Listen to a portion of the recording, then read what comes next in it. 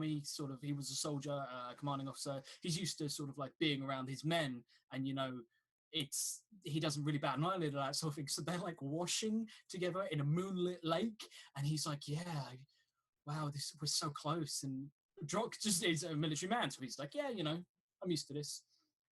It's no big deal, you've got to you can't really afford that sort of embarrassment when you're in a war on the front lines. Being clean is very important. So he's taking care of business, and then Sildar tries to take care of his business and kisses Drock, and it's like, okay, right, I'm not sure. I'm sorry, I don't feel that way. And he finds out that Salvia has basically misinformed him and told him that Drock feels the same way. So he left humiliated, despite the fact Drock said, don't worry, I'll try and make it work. Like we can still be friends. And he basically said leave, yeah. Yeah, and he was just like, no, I'm going. So I went and found Salvia, Charlie's character, who had put Sylvia up to this, and was like, the fuck? Why would you say that? That was a horrible thing to mislead him to do. And apparently, she has claimed that she likes Drock and was jealous, and therefore made sure that he would humiliate himself and Sylvia would leave. It's crazy. So I don't know if Charlie is if Charlie's playing this sincere or if she's just really manipulative. But Drock genuinely thinks that that evil glare from Charlie there. But Drock is kind of a little bit. He likes Salvia, and he proposed to her before, but what happened then? She shut him down. The proposal was, he has said that you need someone to bind your soul to or you will die. Drock has said when you run out of time, if you still have that ring, instead of dying, Drock will give himself willingly, put on the ring and be bound with you, and like sacrifice his soul to make sure that you don't die. Because Drock is a noble man, and he doesn't want anything to happen to his friends. Yeah. But something happened at the end as you guys walked back to camp, hand in hand, as it were. Remember what happened then? The last kind of tableau. A rider in the night came trampling down the road at quite some speed on a horse. He swept into camp. He dismounted. He landed. He pulled back a hood. It was Drock. Drock stares at Drock. Drock is looking at Drock. Drock has just got off the horse, but Drock is standing next to Salvia. They are both Drock. But new arrival Drock claims that Drock that has been there the whole time is an imposter, not the real Drock at all. That's right. Yeah. So we all remember what happened to Salvia's doppelganger. Salvia's doppelganger appeared for about 4 seconds, said nothing, and you stabbed her repeatedly with a wand in the eye till her head caved in. And if you guys want to see what that particular tableau looks like, check out Rogue Rabbit on Twitter, because that's Rogue with a 0 in there, because she's edgy as fuck. And that will be Charlie's artwork of the particular scene. But without further ado, I will hand you back over to Will while I scoff a sandwich. Because I got this packed lunch from the last game. You got to eat it now, yeah. A lot of the wackiness in the campaign can be explained by viewer decisions. So the doppelganger at the end, or supposedly the real Drock, we'd actually know, was decided by you guys in the story here. So we do viewer decisions every follows. I think we're about almost on 75. I think we're like 2 followers away from a viewer decision at this point. The guy running the overlay XP is actually away from his keyboard at the moment, so then there's not the follow account won't update on the screen, but we'll keep account. So we're about 2 followers away. So if you haven't followed, hit that follow button and join us. You guys will get to decide something wacky which happens in our game next. This game is going to be a little bit slower than our usual one. So if you have questions about Dungeons and Dragons, feel free to ask them. We'll do our best to answer them for you guys if you're looking to learn, play D&D. It's a little bit tutorial, yeah. If we ever go too quickly for you, then just stop us and we'll attempt to slow down. Also, there is a new tweet. When this tweet hits 20 retweets, you guys will decide what happens next in our story. So again, you won't see an update on the screen, but we can just we'll keep a track of it for you guys. So also thank you to Geniac, the Lumist, the Pope, Icy Puppy, Clacky, and Silhouette for following. You're all gentlefolk and scholars. So yes, the overall quest which you guys are kind of on is one of utmost importance. You're looking for two dwarves called Nundro and Farden, and they apparently have gone missing, and you're looking to find out where they are. The Barthen from Barthen's Provisions told you that to the north there are dwarven ruins called Thundertree, and you've been traveling north in an attempt to get to Thundertree and find out what is going on there. So that is your kind of overall quest, but you got a bit waylaid along the way by the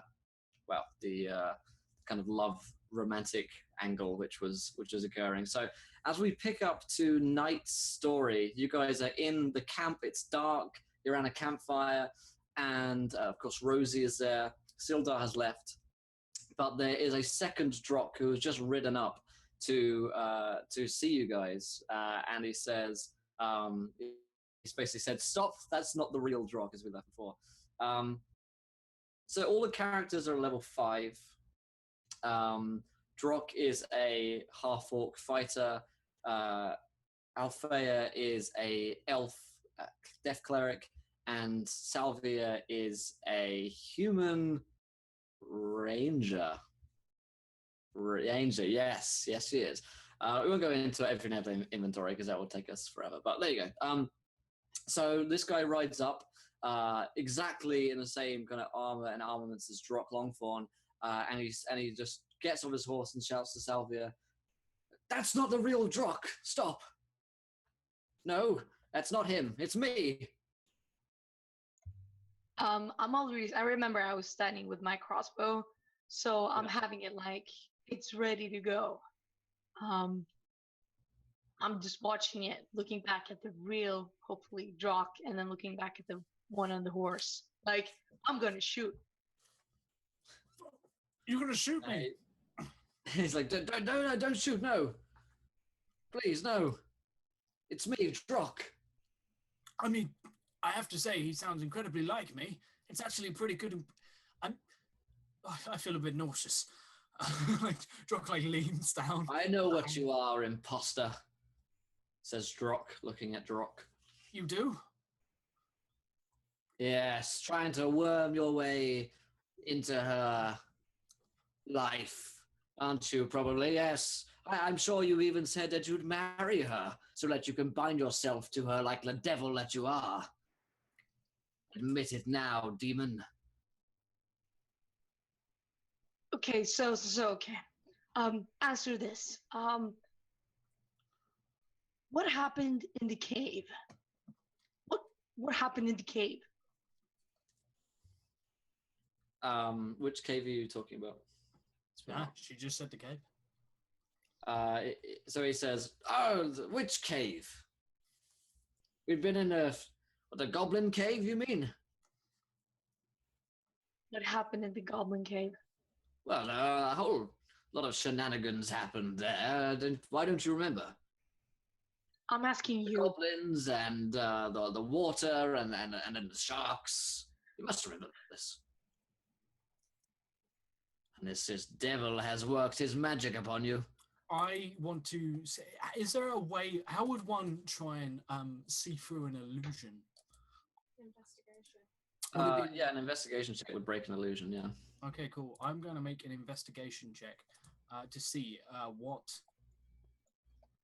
if I can figure out if this is... Oh, good. Good, that's a -1 skill for me. As, yeah, 7. Yeah. I also want to do detect magic on the dude. Okay. I am also going to do an investigation check, just because. Sure. Okay, nice. They do have alignments like neutral, chaotic, good, etc., but we tend not to use them as barometers as such. We trying to know your character. I think that's the best way. Yeah. Like, alignments for us, it can be difficult, especially if you I've played characters before that have been evil and have spent the first 5 episodes or so pretending they're good. So it's not something you really need to focus on so much. So let's see what you guys rolled. So detect magic. You don't detect any magic upon him, other than a magical sword which he has. Oh god. But Drock has a magical sword too, right? Yeah, it looks like it. I have a magical sword, yeah. But you will detect magic on me as well. Yeah, you detect Drock's magic and Alphaea's and your own. Okay. He says, so please, let us be rid of this devil. I shoot him in the shoulder.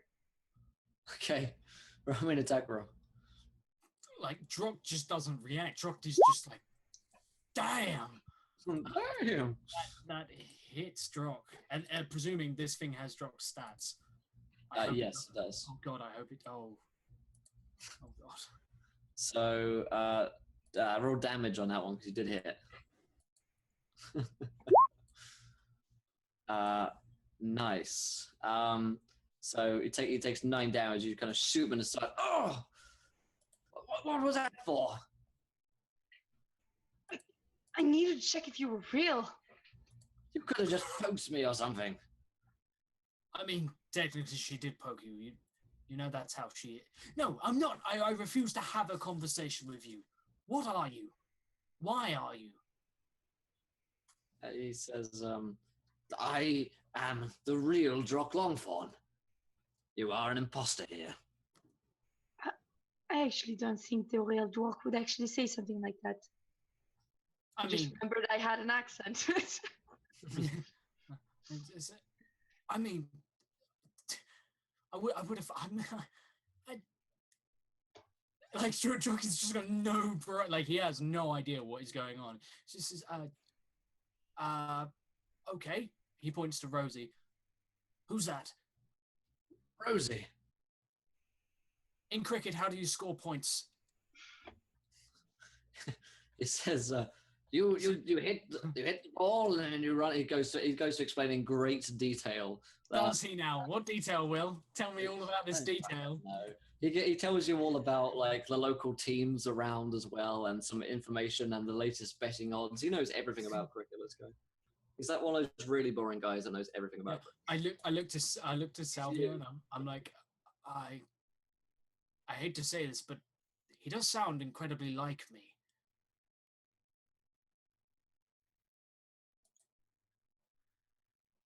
Okay, so that night under the moonlight, when we had our moment,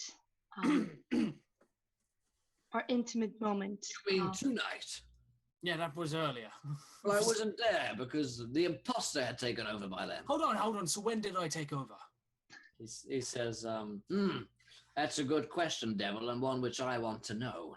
Well, what's the last thing you bloody remember? The last thing I remember was I was in a stables, and then suddenly I was gone. Were you in the stables with Salvia?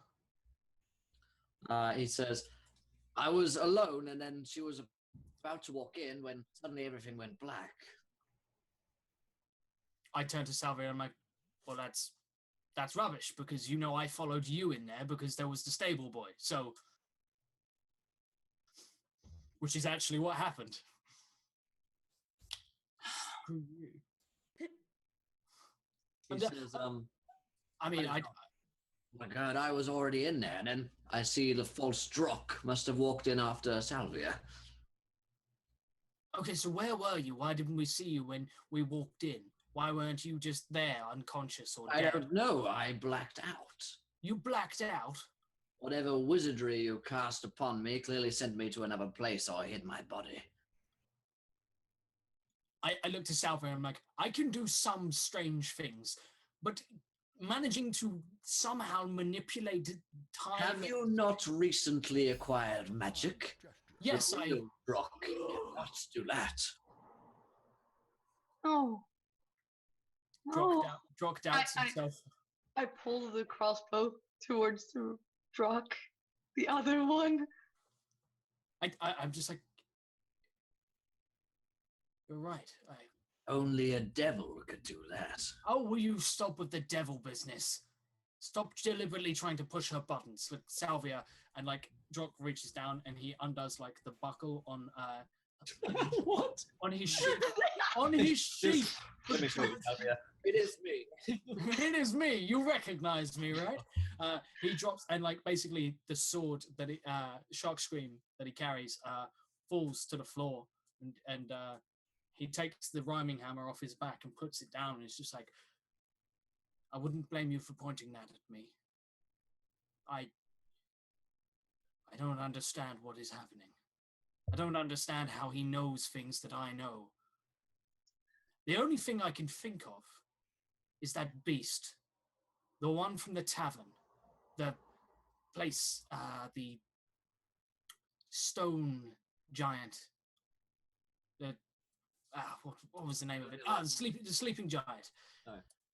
He said, we were sleeping in the sleeping giant when that thing attacked me. It said something about wanting to eat my brains. And we know that there is somebody who is trying to find some sort of way to stop us, to impede our progress. What is it? The black spider. And like Drock will pull out that. He's still got the hand of the with the like the severed hand with the tattoo of the spider on it, and he holds that up. It smells really bad. But he's just like, yes, the black spider. Well, perhaps there's another way you can determine who's the real Drock, or at least determine that he's alive, and this isn't a demon posing. I mean, well, a demon isn't really undead, right? Or are they undead? No, but a demon wouldn't be able to do the same thing as a non-demon with the ring. Potentially so. Also, Wild Magic Surge for Drock from Flaming Killer. Which Oh, Drock? I think I got 1d 10,000. Oh yeah, one from XP is overrated. So, I want Flaming to clarify first. he said to encounter Joshua. Oh, God damn it. Class. Oh, damn. Ripperoni. So what'd you get, Josh? I got a 9,123, so 9123. 9123. Hello. I fear for your life. I fear for my life. 123. Half of the planet vanishes, but the remaining half is stable. Wait, what? What the fuck? Half of the planet vanishes, but the other half is stable. Okay, we'll get to that in a second. Charlie, what did you roll? I rolled I really want it to be the other half of the planet. 1923. 1923, great year. Well, I say that. 19. There's some bad things going on in 1923. 23. Caster's center of gravity changes daily.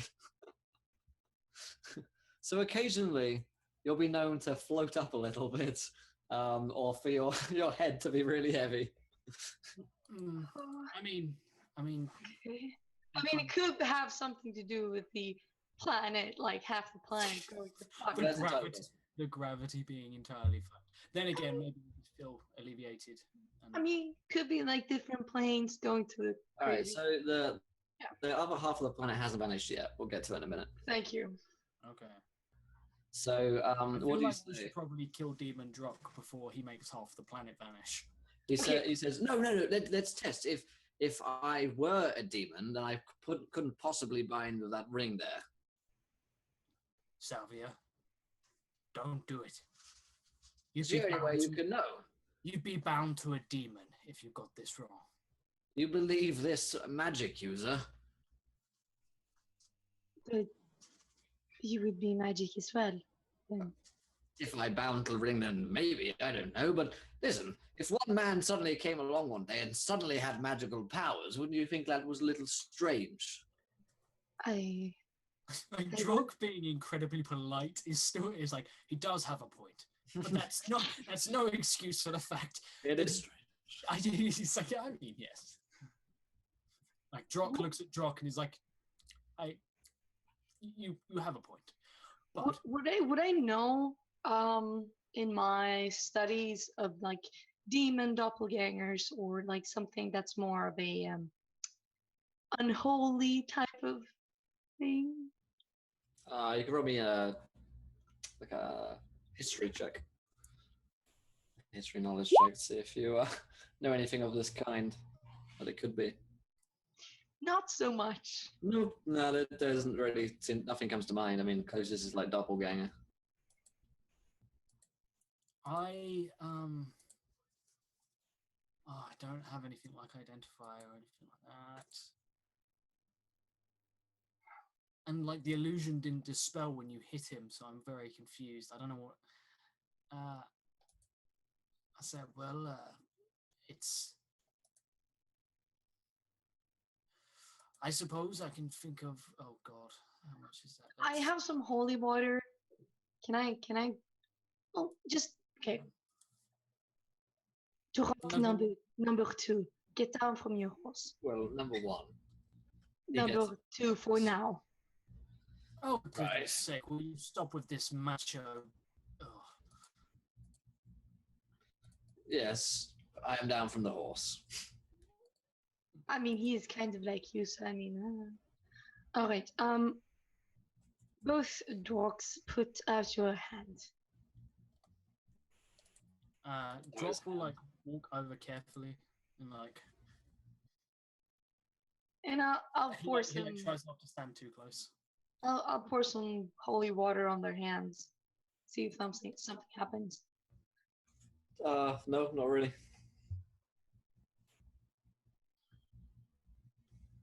Drop shrugs. Just like. So, shall we try the ring?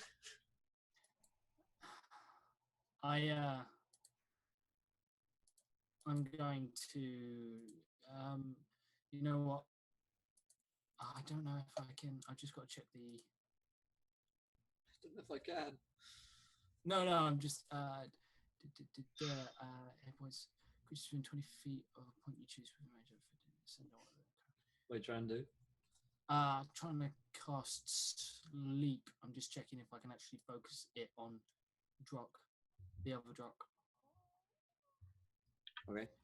Yeah, the other mimic was like destroyed by Salvia before with a bone staff, and now she has a bone staff. Yeah, fun fact. Ye old bone. Poor mimic. Something of a theme going on. I will turn around to Althea and say, do you have any shape-shifting spells? What's going on, Dad? Rosie says. Rosie? Hi. Do you have any way of telling which of us is real, or the real one? No, I've had so many dads at this point, I don't really know which one's the real one. He sighed. He sighs. He's just like, oh God. In which case, I am going to attempt to cast Sleep on him. Okay. Now it says with ascending hit points. It starts with the person with the lowest hit points. It starts with the person with the lowest hit points. Yeah. Okay.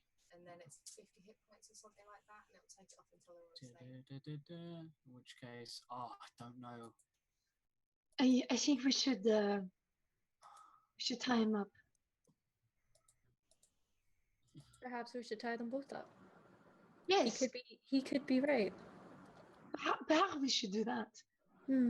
Let's do it. You want to tie him up? Let's tie both of them up. Drock looks uncomfortable, but he's like, yes, of course. Drock says, well, I suppose so. That's what you ladies want. Let's tie them up. Okay, you tie up two of the drogs. Yes. You've got double drog. And I take off the kind of walk away for a bit. I'm like, how on earth are we actually gonna do this? I don't know. Maybe I could just have two dads. No. I mean, I don't think they'd want to work together. They'd get jealous. Because they'd want my love.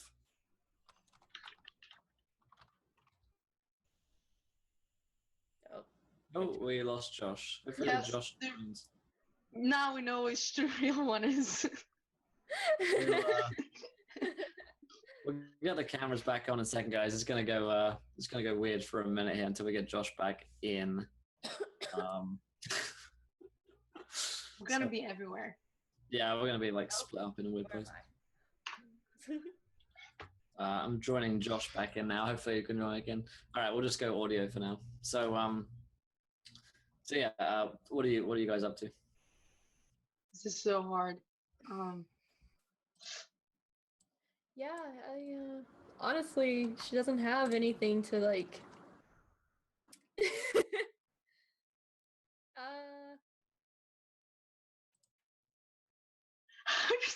Okay. Salvia really, really dislikes mimics. So There he is. wait. Okay. So what are you gonna do with it? There it is. Okay. I'm gonna take a dagger, and I'm gonna take one of their arms. And I'm gonna cut them a little bit and see kind of what comes out of it. Blood from both. From both of them. Yeah, both of them bleed. Drop like grunts and said. You've already shot the one, like the second drop. When you've seen him bleed. That's true. I mean, Yeah, I was. you can cut. What the fuck? Okay, so Jock would just say, I'd say your best bet would be to knock us both unconscious. I'm pretty sure that if you knock a shapeshifter unconscious, they revert to their true form. Really? I didn't actually. That's maybe. I I think you should probably exercise this demon, actually. You're really obsessed with this exorcism, aren't you? Yes, Considering the fact that I'm just trying to decipher which one of us is the real First, one. Alright, let's perform an exorcism. So, okay, everyone, just Oh, settle down. We're gonna. Salvia. Do you Me? not remember what happened last time? Yes, I do remember, but If you are summoning him, I am not summoning anything. I'm trying to take it away. yes, but you know, last time you tried to perform an exorcism, someone arrived, and well, there were consequences. He There arrived, is. like he gestures towards Althea. There are more I don't want to hear this. devils out there, and because of that, if either one of you are under the control of a devil other than Balthazar, you'd probably summon him anyways if he wasn't wanted. Like, it's a possibility, it's a risk if you want to take it, but it could work. Okay, can I do like an insight check on both Drox and like who the fuck is the real one? In short, no. Neither of them really give away like that strange facial tick that Drock never had, or they look identical.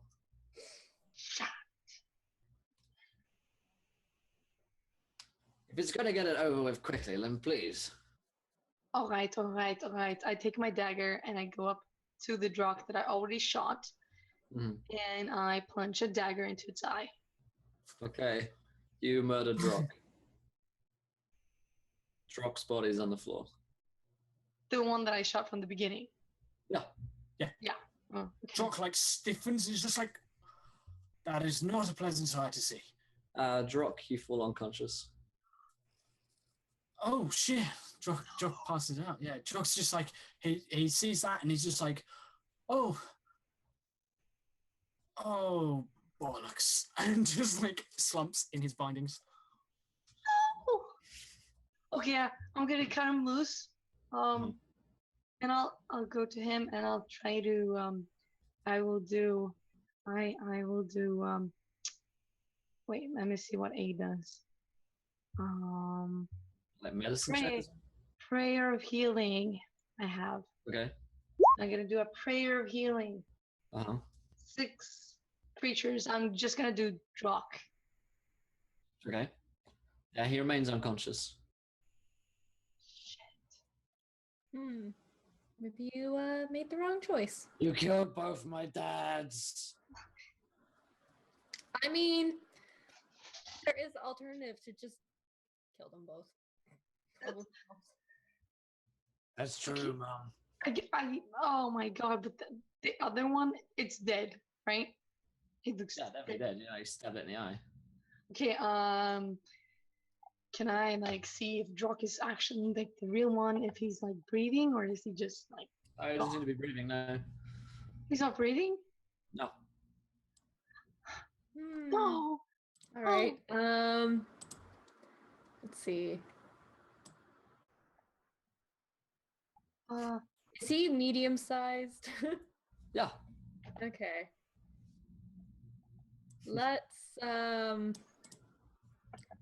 Let's animate dead. Okay. One that she killed. So, is it concentration? No, it's instant. All right, so I walk up to the one that's dead and Well, both of them are kind of dead. Well, I'm going to use it on the one that you killed first, which then resulted in him. Sure. The one with the dagger in his eye.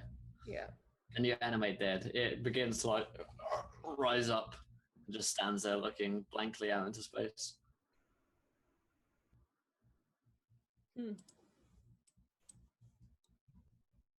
It's not like, is it responsive? It's not like, hey, how's it going? It's just like, like staring. Like it has like animation, but it doesn't have like cognitive function. Okay.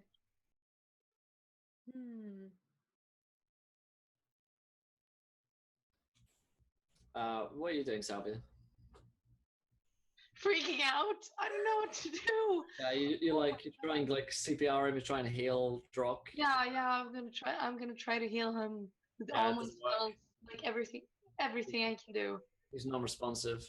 Fuck me. We need someone super powerful to bring Dads back.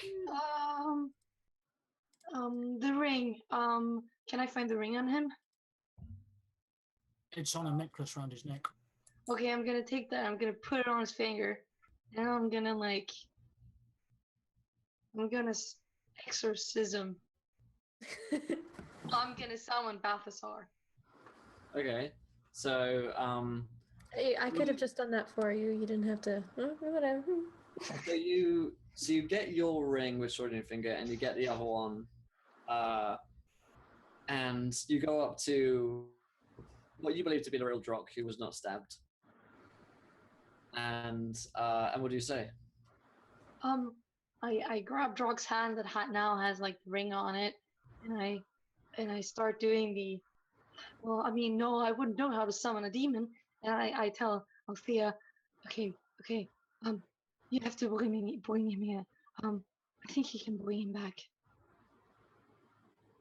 Have you checked to see if the ring's actually like stuck on his hand? No, I put it on his hand.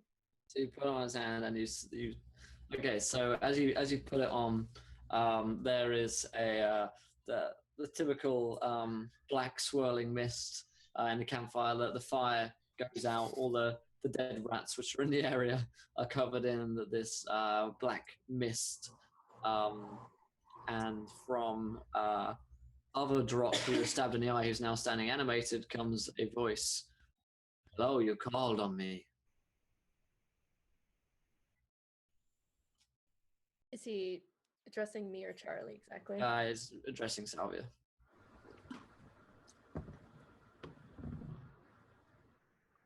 I did as you asked, but now he's gone. It's magic. I don't know how to deal with this. You promised that whoever I put the ring on, they would be with me. And that's a call. And the false rock says, now inhabited by Balthazar, says, "Oh, sure, you can have him back. Yeah, thanks for sealing the ring.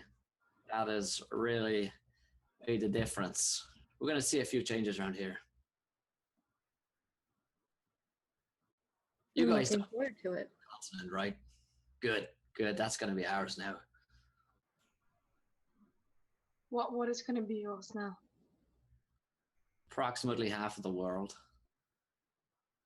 and then the rest of it, given time." Please, I'd like to know more about this.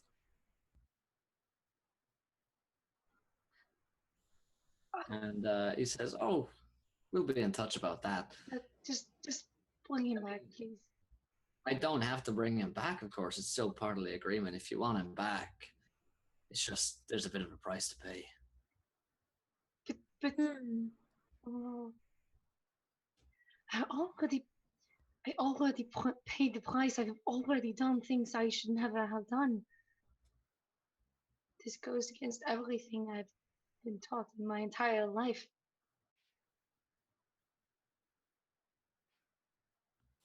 He says, "Well, it's up to you. I mean, still got a chance to save Drock's life." How do I save him? And he says, "Just say yeah."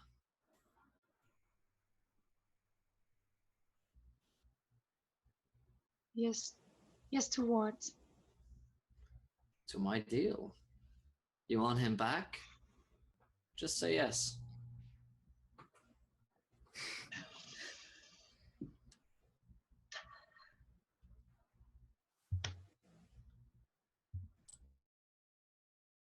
Yes. Say yes, I want him back, Balthazar. It's a pretty good deal. You should take it, really.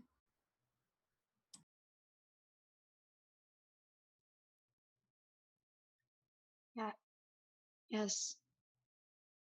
Take him back. Great.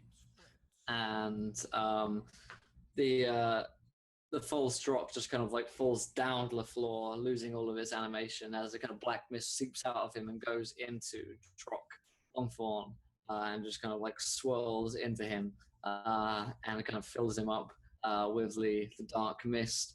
And you see, you kind of look up, and the moon, which was once illuminating you, just kind of falls across a shadow with the dark clouds rolling over it, and you look off to the east, and you see that huge storm clouds are gathering over there, and the land is becoming covered in dark mist.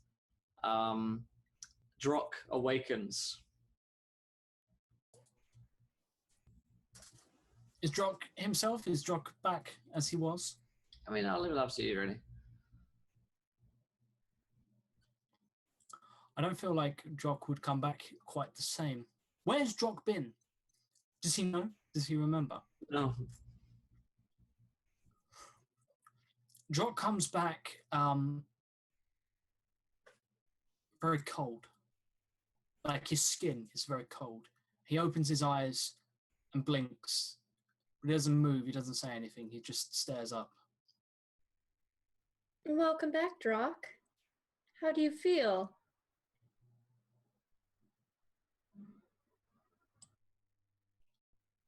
Different. Different how?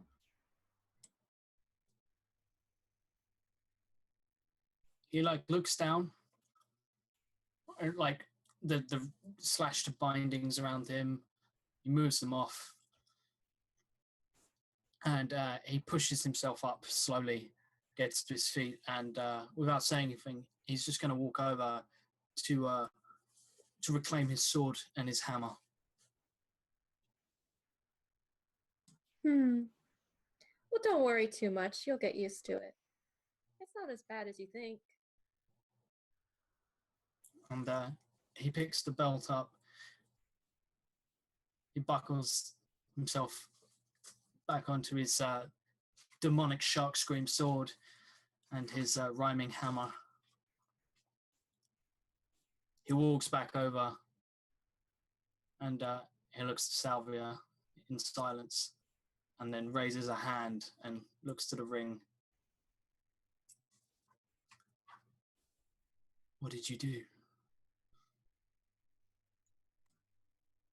She did what was necessary. I brought you back. Was there a cost? I think there was a great cost, but I wasn't the one who paid for it.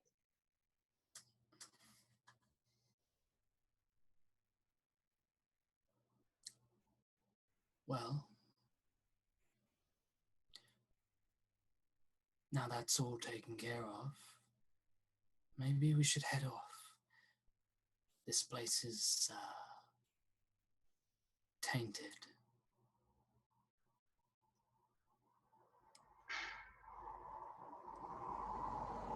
That noise. What does everything else look like? Is it darker than it was before?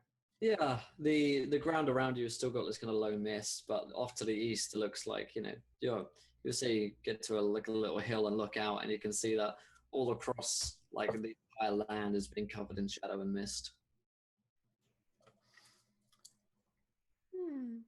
Well, yes, I suppose we should be going if you've all been rested well enough. And Rosie, we have an extra horse now. You can ride your own horse if you'd like. Great. Do you think it'll carry my weight? It should. It carried both of us before. Cool. Jock reaches down and runs his hand through the mist, and it swirls around his hand, and you just see it's that beautiful bit where you see hands reaching out of the mist and running, the fingers trying to grasp onto him. And then he looks up. He looks over to Althea. He nods. He looks to Rosie. He gives a very cold smile, and then he turns to Salvia and says, "Your steed awaits, my wife."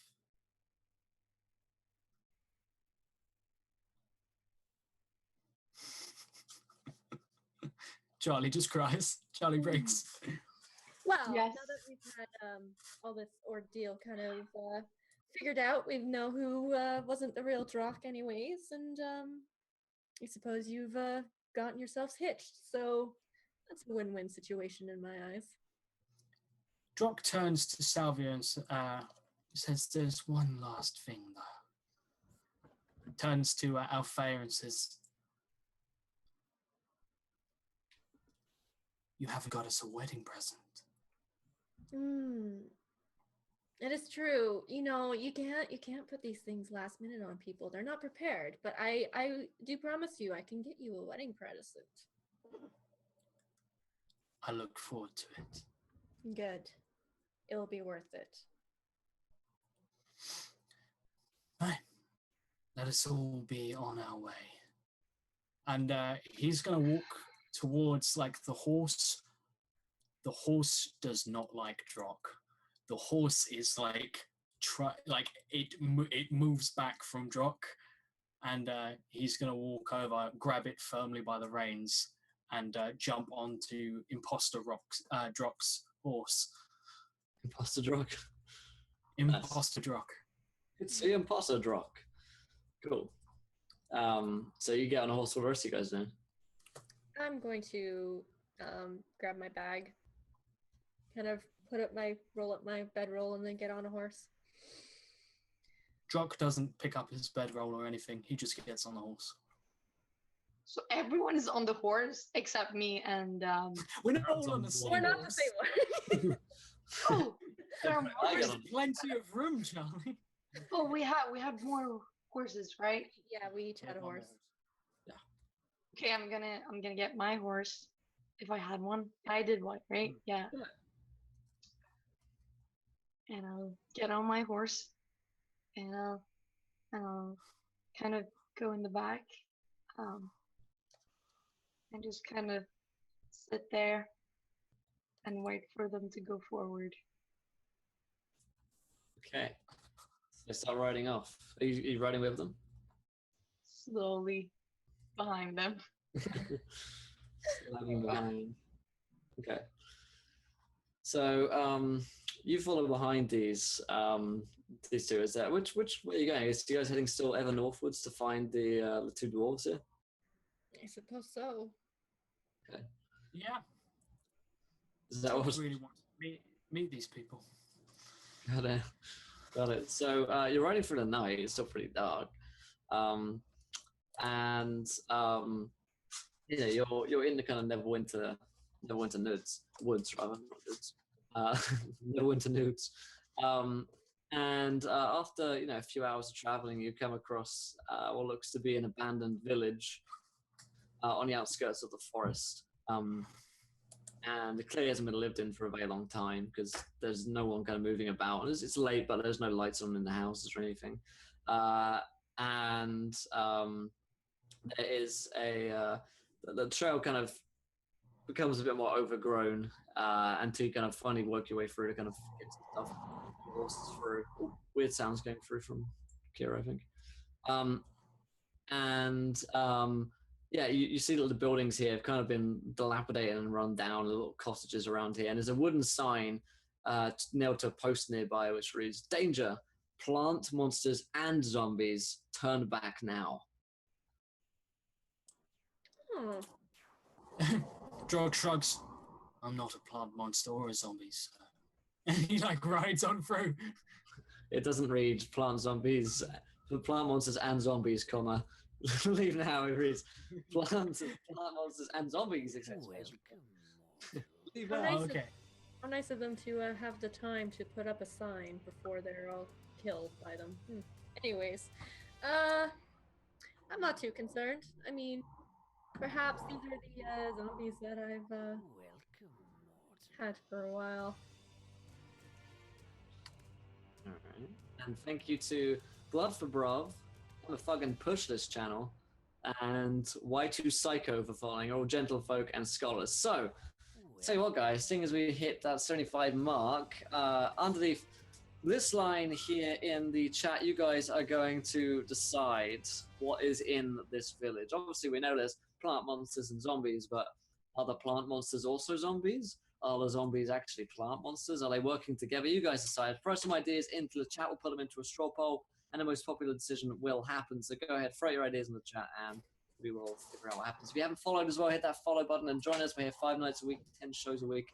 Get 100 free gold when you follow, so go ahead and do it, just like Shia LaBeouf wills you to. So you get to the the post, and Rosie says, "So, should we turn back, Len? Nah. You're pretty badass, Mom." Bitch, please. Drock shrugs, turns to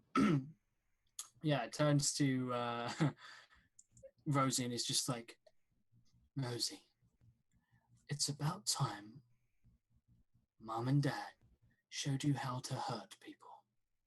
He smiles to Althea, and he's just which going, Mom and Dad are you talking about? Because you're married to Salvia, so that kind of makes... I come to a stop. I write the horse clops backwards somehow. It manages to walk backwards, and I say, Rosie, she's your stepmother. And I need you to know that she means a great deal to me. She is very important. And therefore, I need you to make sure that you get along. Do we understand each other? Okay. We're just one big happy family now. It's not. Are we gonna turn Salvia like evil too? Because then we could all be bad. I turn around to Rosie and I'm like, evil is a perspective. Don't assume anyone is evil. There's just a natural order of things. Right. No wiser words have been spoken by Drock before. He rolls his eyes and he says, cut me a little slack. It's been difficult. How does Salvia react to this? Well, she's not like listening totally. She's mostly like sitting on her horse and being very shocked, crying from the inside and out. You can't really see it. It's like when you are too sad to even cry, you just sit there and it just hurts. She's like holding her holy book and kind of feeling if there's actually any truth to it. I want to hold my holy symbol and I want to feel if there's like, is there an essence of good in it still, or is it just Yeah, yeah, there is, yeah. There is an essence. All right. Then she'll put it on and have it like inside of her shirt and try to hold on to that tiny bit of good that's in there. Okay. All right then. So Rosie says, "Okay, yeah, totally not evil. Got it. I'm definitely just a perspective. So are we gonna go in, or are we gonna like go around?" Is this where we're supposed to be? I think it's just a perspective. Rosie dear, I appreciate your taking your father's words to heart, but it doesn't apply to every little thing. Got it. But yeah, seriously, like out of character, is this where we're supposed to be? You did hear like Thundertree was where the dwarves might be, yeah. Okay. Yeah.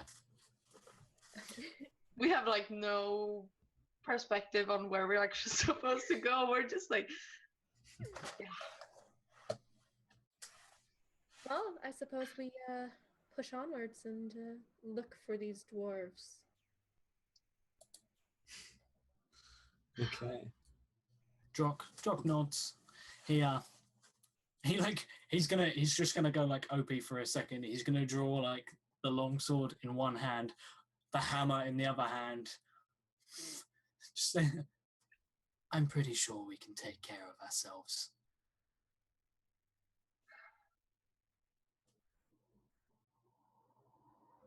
I pull up my crossbow and I'm ready to shoot some shit. I turn back to Salvia and like put the weapons away, and I hold the shoulder that you shot fake Drock in and like rub it, and I just say, by the way, that really hurt. Nice shot. And then he'll turn back and he'll start riding into this place. All right, and thank you to Get Good You Scrub for following Welcome to the Adventure, my friend. You're a gentleman and a scholar. So, Stop mind fucking me. No. So you head on in.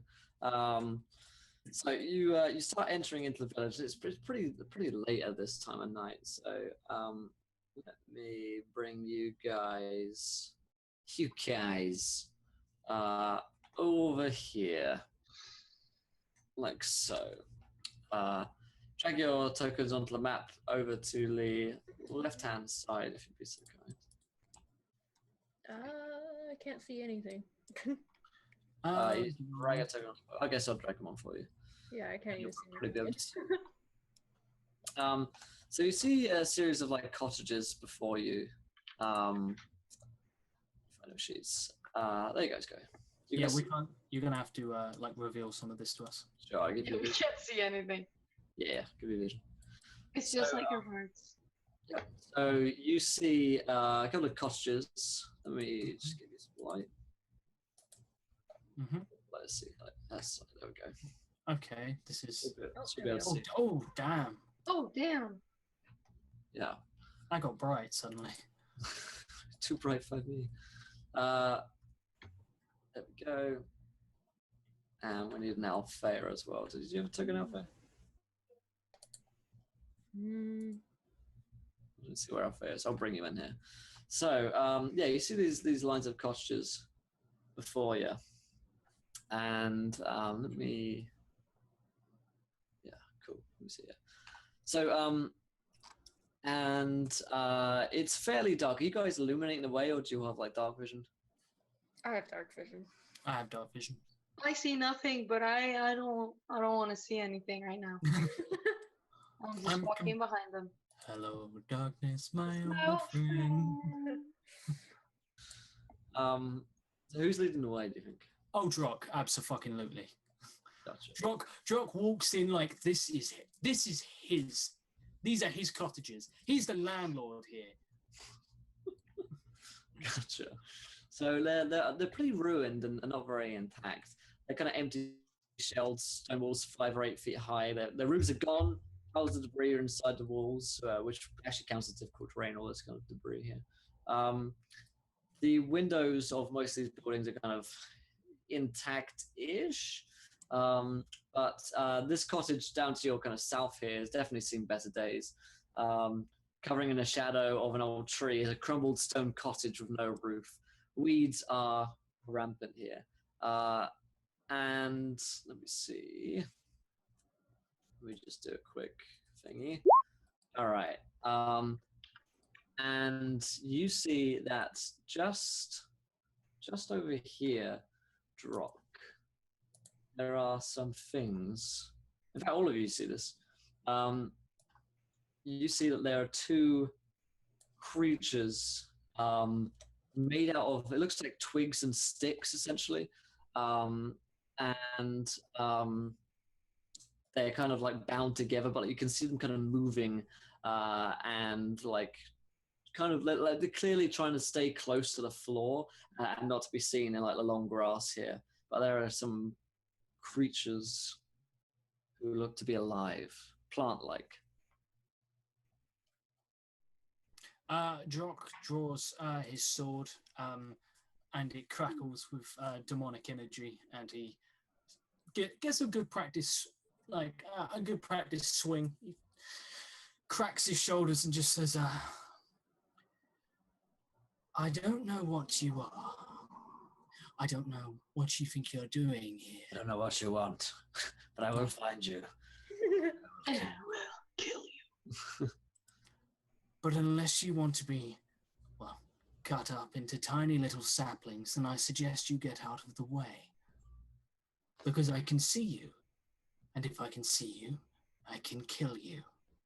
The creatures begin to move back behind this building here.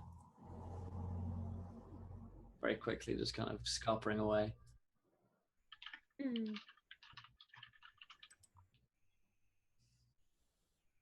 Okay, in which case, Drock will proceed forward. He's gonna like head down the main path. He's not gonna like detour off where it went. He's just gonna head down sort of like here. What in the fuck is that? So, Will, just so you know, the only person with like the lighting effect working is Sanyas. oh really? Yeah. So that, Salvia, sorry. all it says that the light works. You might need to refresh roll 20. I'll do that now. It tells me that the light is working.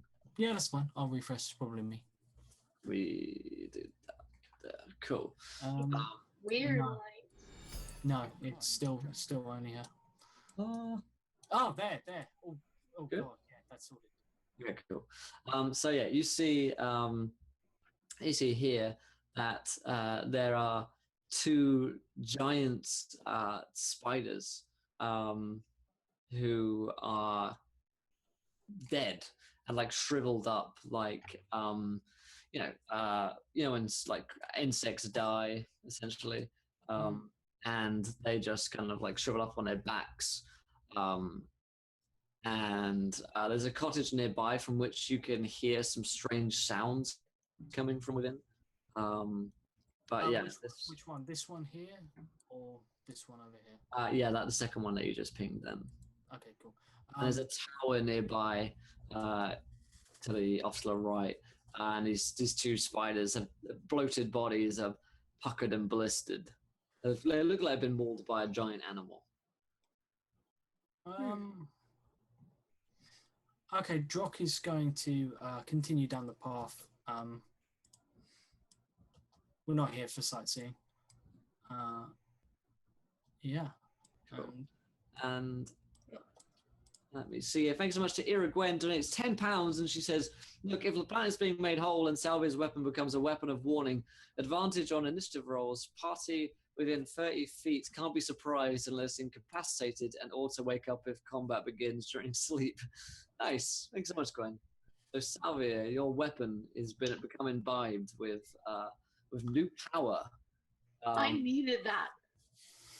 Is it holy? Do I feel it from like my? Yeah, it's your god. The god gives it to you, we'll say. Yeah. Wait. What was the person's name? Ira Gwen. It's Gwen. Gwen. Gwen. Yeah. Okay, that is the name of my god. The name of your god is Gwen. It's Gwen. I like it. Actually. So yeah, so are you just moving past these houses? I will like give a careful look into them before like gesturing the rest of the party to pass, just to see if I can figure out what it is, if there's anything around. So you mean this one up here, the top first? Yeah. I'd probably poke my head in there real quick. Well, not like in. I'd just see like if I could see anything moving around inside. Yeah, there are humanoid creatures moving around in here, making kind of. Yeah, I ignore it entirely and move on to this building here. Are you trying to go stealthily, or are you just kind of like? Because you're wearing a lot of armor.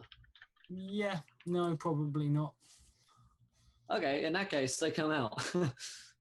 To be honest, I'm at disadvantage for stealth, and he has a terrible stealth anyway. So yeah, I don't think he would attempt to. Sure. Let me just get rid of it. So, you see this one like zombie creature just step out of the house, and inside, along with him, are 3 others, and they just begin to kind of shuffle towards you. It's time to roll initiative. Cool. What if I can? Okay. They're gonna step in here. So, as we enter the combat-a-roo, let me know what you guys get. 16. 16.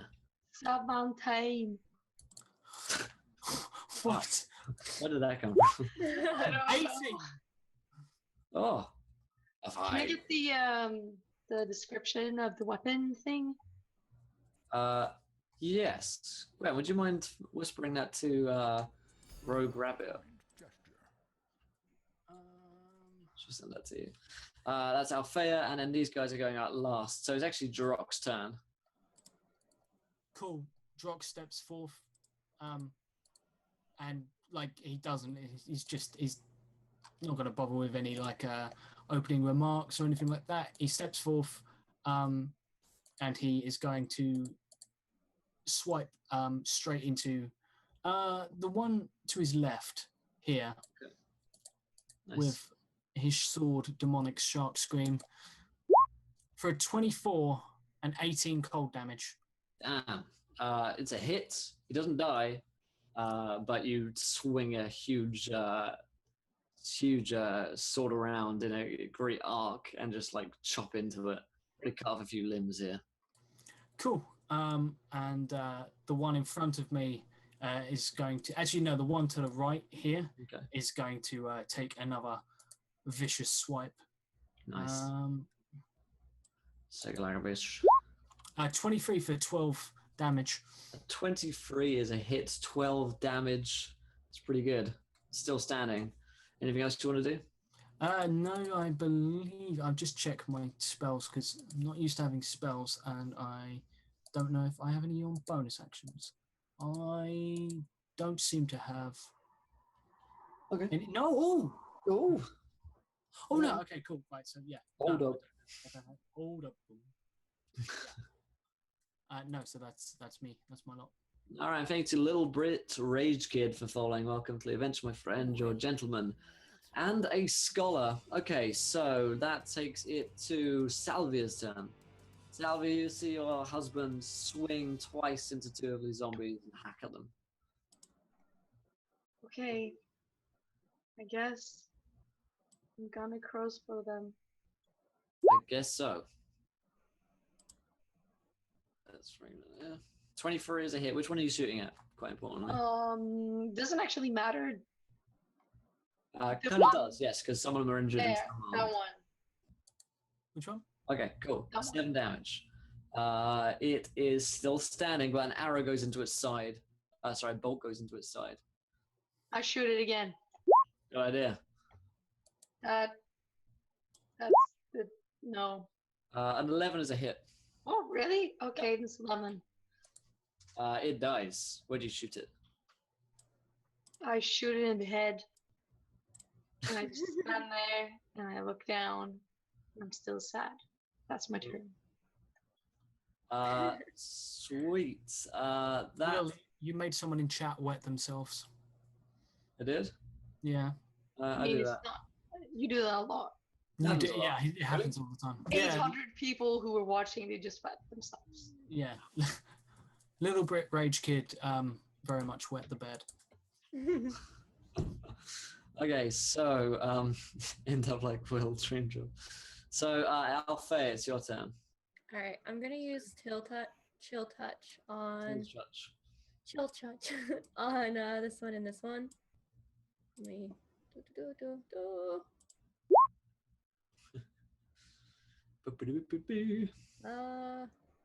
that has to do a roll, doesn't it?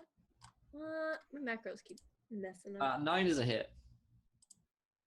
That was the damage. Oh, okay.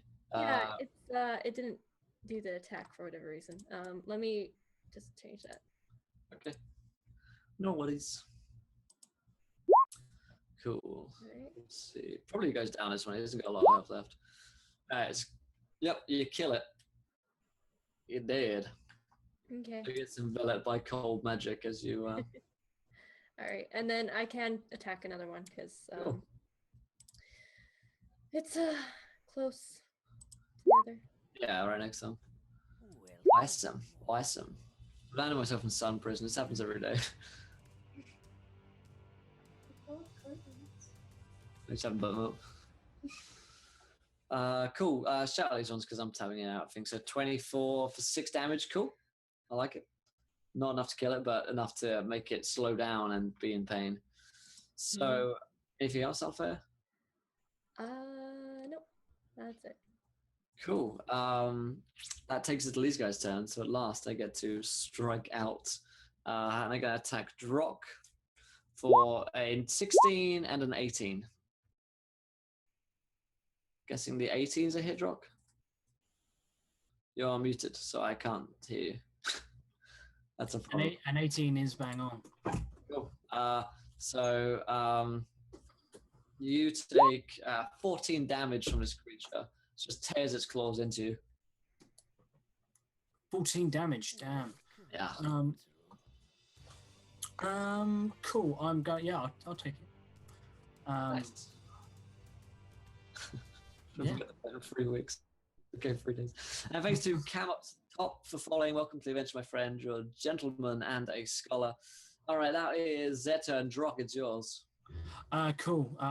The one that just attacked me regrets it as Drock swings upward like he's going to try and hit it between the legs on a 17 for 13 damage.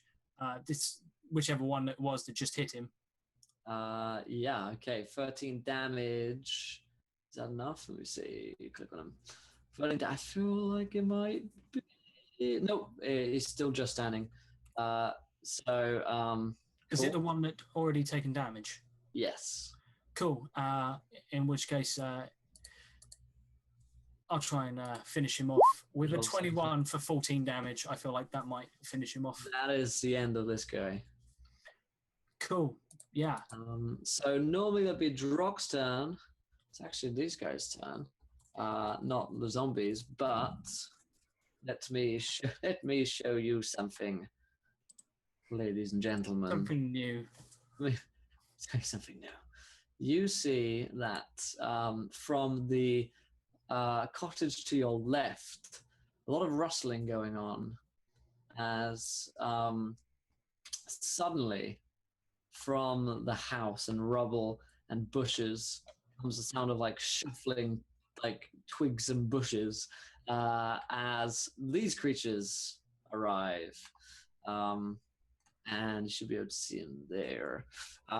As 1, 2, 3, 4, 5, 6, 7, 8 twig blights launch out towards the ladies of the group and ambush you whilst Drock's in the lead. So they all move forward here, like so. Yes, and this. And this one actually moves forward here. This one will go here. And this one will fight Drock. So their plan is to take out the weakest link. Where's Rosie? And when is Rosie going to strike? We'll say Rosie's not here for this fight because I can't bother to find a token. Damn it. So Rosie's picking her nose somewhere. So unacceptable. So 5 attacks against Salvi and 3 against Althea. So first 5 against Salvia. A 19, not 1, a 19, 16, and a 12. 16, 19, 19 hits, so 3 hits. Cool. So no, not cool.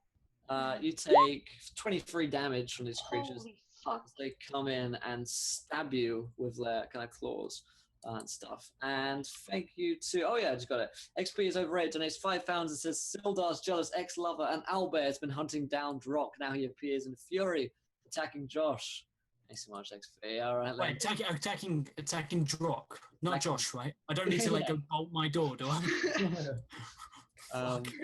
So Salvia takes 23, then Althea an 18, a 16, and a 23 versus your armor class. Those all hit. All right, in that case, you take 22 damage from these creatures. Pretty nasty. All right, that takes it to Salvia's turn. Okay, I'm gonna light a torch. Okay. And I'm gonna try to light one of them on fire. Okay. Is that a? They are tree, yeah. They are tree. Would that be my proficiency bonus on that, or would it be strength or dex or something else? It's gonna be a dex. We'll say dex. Yeah. 14. A 14 is a hit, yes. Okay. And I'm gonna try to hit another one that's here. Okay. So roll me.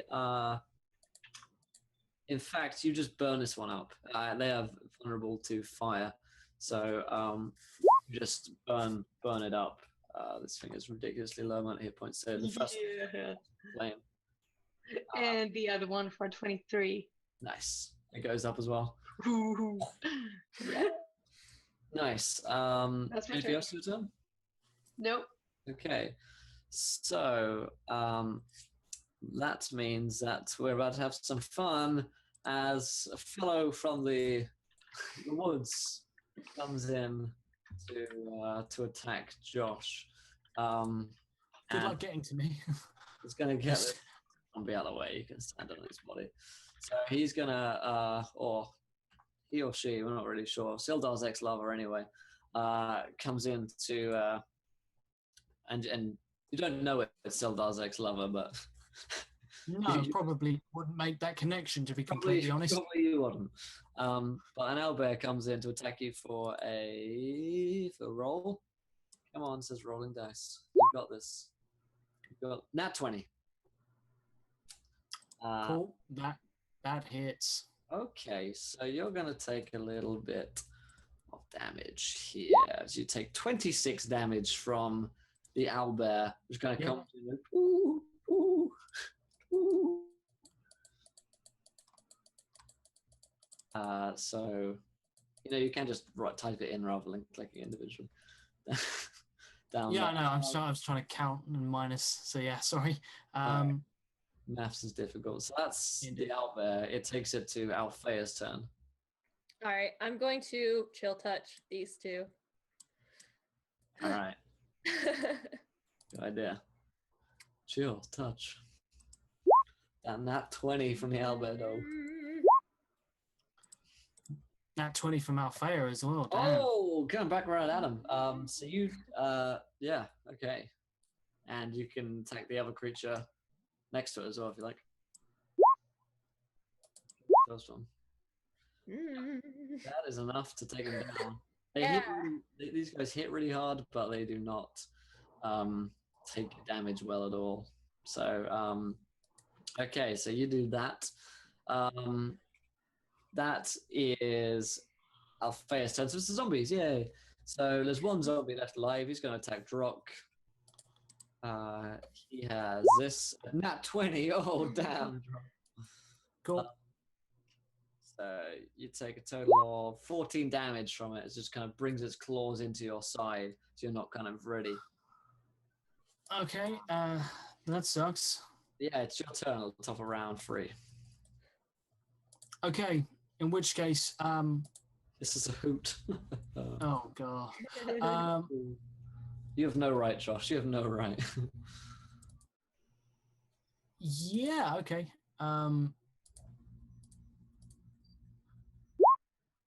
I cast Thunderwave. All right then. DC 12 con save, or take 14 damage and be knocked 10 feet back. If you pass, you don't move, but you take 7 damage nonetheless. Okay, so it's Constitution save, right? Yep. From everyone within 15 feet, which is every single standing member. Yep. So everyone roll a Constitution save. So All right. This is sorry, Charlie. This is for the zombie. The zombie rolls a nat 20. No. This is full of twig blights. There are 4, which is a fail. And they all die. This is for the owlbear, who fails as well. So let's move this far backwards. Zombie stays alive, but all the twig blights are down. Althea and Alvia fail, taking 7 damage. Cool. And I'm going to I'm gonna use my action surge, and I'm gonna rush the owlbear. Haven't actually moved out of contact with this zombie, so no opportunity attack of opportunity. And I will slice into him. Cool. For my 2 attacks, which is a 16. 16 is a hit. For 13 cold damage, and unfortunately only a 10 for 15. 13 damage is nothing to be sniffed at. All right. So that's Drock's turn. That takes it to Twiglight's turn, but they're all dead. Yeah, they're all dead. Sorry, guys. Salvia, it's your turn. You just got an owlbear to deal with now. Small matter of an owlbear. And one injured zombie. Yep. Oh yeah, and the zombie. I'm just gonna lie on the ground. She's done. She's down or what? Well, I mean, she's prone because of the thing, right? Yeah, it knocks you prone. No, it knocks you prone. 10 feet and not prone. Oh, wait, which would be technically, sorry, I was attacking the owlbear at advantage. Which would be a 15. Cool. So that would be an additional 15 damage. Yeah, I don't think they are prone. I think they are just pushed on Thunderwave. Thunderwave. I'm pretty certain about that, but I'll look it up in the SRD. It doesn't matter. It's all right. I'll do it. She's just on the floor. I mean, she just let it. Whoop. She's just kind of laying there. Yeah, no proning. Cool. No, cool. All right, so all right, Salvia's past the turn. It's the Albert's turn. She's going to attack Drock. Well, he is. It is going to attack Drock. We haven't yet sexed the Albert. Hopefully, we won't. At 25 versus Rama class Drock. Give me 1 second. I guess it is a hit. Yeah. I just need to check one thing. Sure. You take 9 damage, assuming that it hits you. Let's see. Yeah, no, that's fine. I take that. Cool. All right, so that is that. Althea, your turn. All right, I'm going to move up to here. Okay. And as I'm like gathering myself after being pushed back, I'm going to look over at Salvi and be just like, you could be of use, you know. So I'll walk away. And Nice. let's do. Yeah, KAB, you can get 100 free gold when you follow. If you don't have gold, you can't roll in dungeons and stuff like that. So Let's yeah. Cast.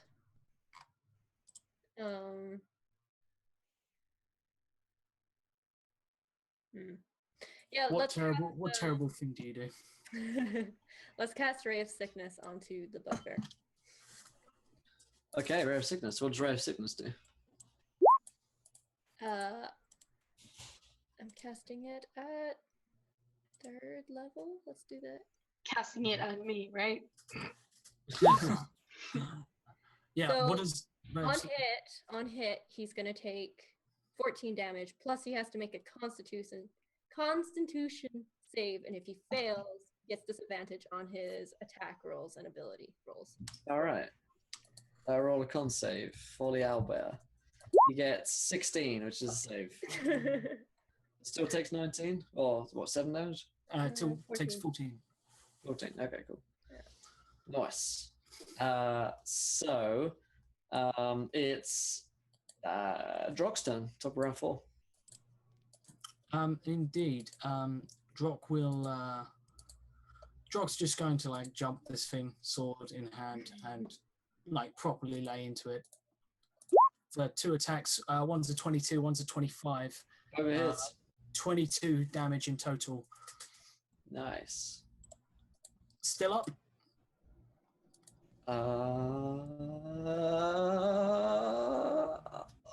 It's dead.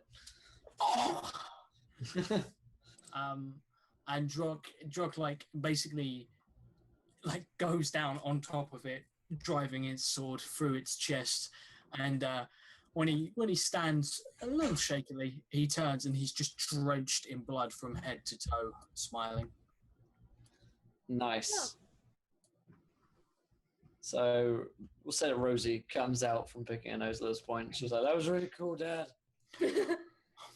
I nod and say, "It's okay. Next time you can get involved if you want." And like he wipes the blood off of his sword and just says, "Althea, as always, you were remarkable." Oh, thank you. I would say the same about yourself. I was waiting for the but, and then I remembered we sort of made peace with each other.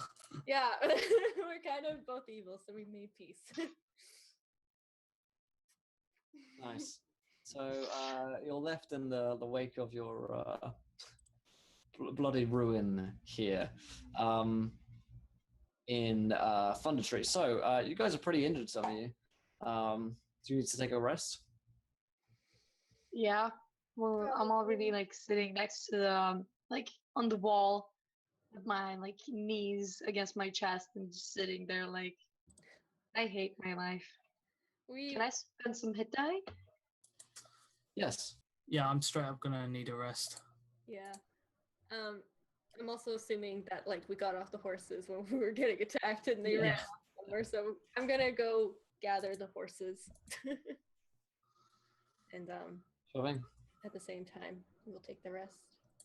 All right, so just a short rest. Yeah. Okay, then spend as many hit points as you want, or hit dice as you want, and recover. Because it ain't over yet. So, oh damn! Damn, Damn. you guys. I'm That's good pretty now. sick. I'm Yeah, I'm definitely good good. now. Yeah, there you are. So, you guys take your rest while the dead giant spiders. What are you guys up to next? I'm going to walk up to Salvia and just be like, oh, sorry, I'm getting text messages. Really loud. I'm just gonna be like, are you done pouting? Or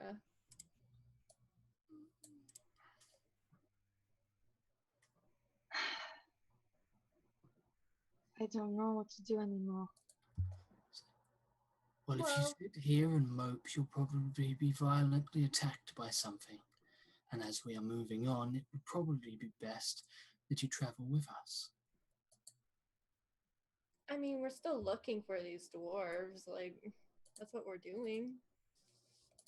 And what are you going to do with them when you see them? Well, they're probably dead. Let's be honest. But at least if we find out what happened to them, we can at least get some money for it. Like, Drock turns to Alfea and says, you know, I have something of a suspicion that these dwarves may have stumbled upon something greater than their design. Something of interest. I've been It having would that sneaking suspicion as well. It would explain why why there is this hunt on for them whilst everyone is trying to keep it in the dark. And I, for one, don't particularly like being kept in the dark about things that could further our cause. Very true. Very true. Well, shall we off if you're all rested now?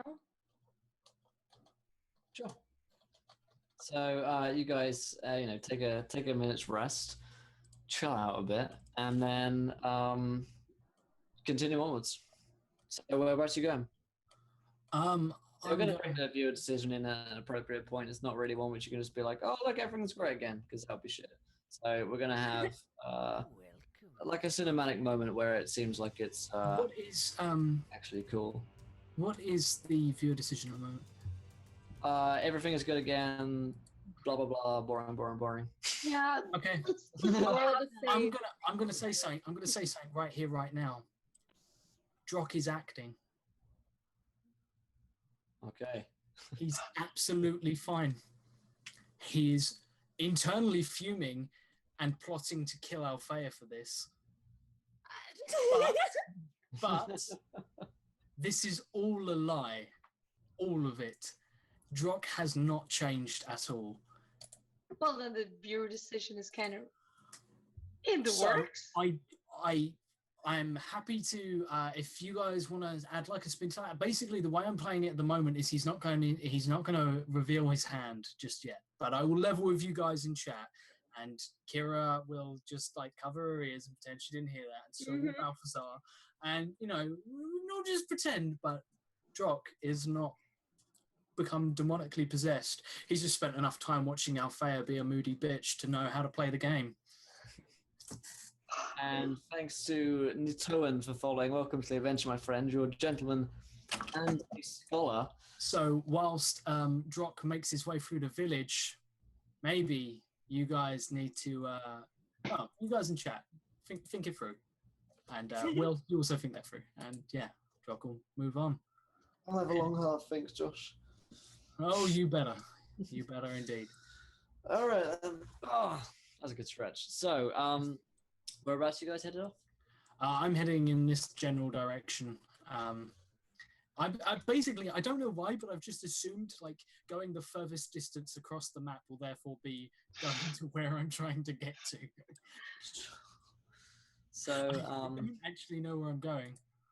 So you come to an intersection in the middle of this village, and there's a narrow lane which winds up to the steep hillside to the north, upon which is the tower.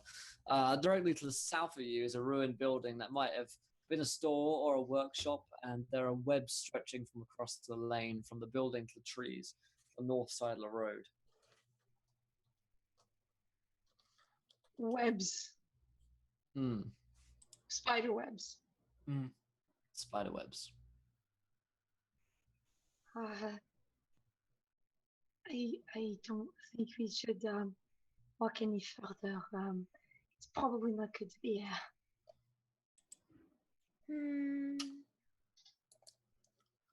Well, we should at least see if we can get any sort of clue for the whereabouts of these dwarves. I don't like spiders. I really don't.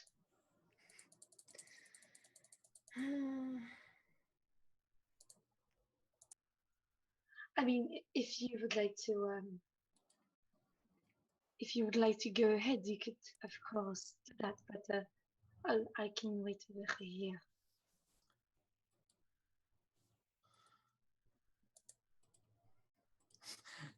So Sarah wants to stay behind. Drock just shakes his head and is just like, there's no need to all split up. I'm sure we'll be fine. Might just, and like he draws his sword once again and just says, if we have to peel back some chitinous skeletons of these weird creatures, then I'm entirely for it. And he's going to like peek into the house of this building just to see if he can spot any movement. To be able to peek in, you have to go like through the web. Okay, in which case, I'm going to take a knife from Drock's not going to take his knife out and try and slice through this web. Sure. Does he get tangled up? Am I able to cut through it? So to cut through, it's just an athletics check. Okay, cool. Okay. Yeah, so you can roll that. Athletics. 27, damn. Whew. You know, saw you ladies looking as he like slices his way through. Like, what can I say? Just got to get that action going. Yeah, checking out the guns. I understand. And he's like hacks his way into this spidery room just to have a little bit of a look. Yeah, so you go in just to see what's going on in there, and believe it or not, there are terrible things inside. And you can look inside and you see one very long hairy leg, and then you see 16 big hairy legs as these spiders just begin to come out towards you. Where did Drock go on the map, by the way? Oh, he's like there. He's so there. He was half under one of them. Oh, there he is, yeah. All right, so we'll, you see these guys, right? I guess I'll bring them in like here so you guys can see them. And click there. So, that. Okay. So yeah, you were in the web, so I guess we put you there. So initiative. Cool. Keep hearing the word spiders, I don't like it. Rip. What's up, peanut butter babe? Good name. I don't know why my initiative won't roll when I click on my. That's a 4. Delicious spiders, guys. It hates me. Okay, let's try. Okay, that works. 19. I don't want to go first. Better than going last, though, right? With the spiders around. Alfea, what did you roll? 14. 14. Okay, so and we have these guys here. All right, so the turn order is looking like Salvia going first, followed by the spiders, followed by Althea, and then finally Drock.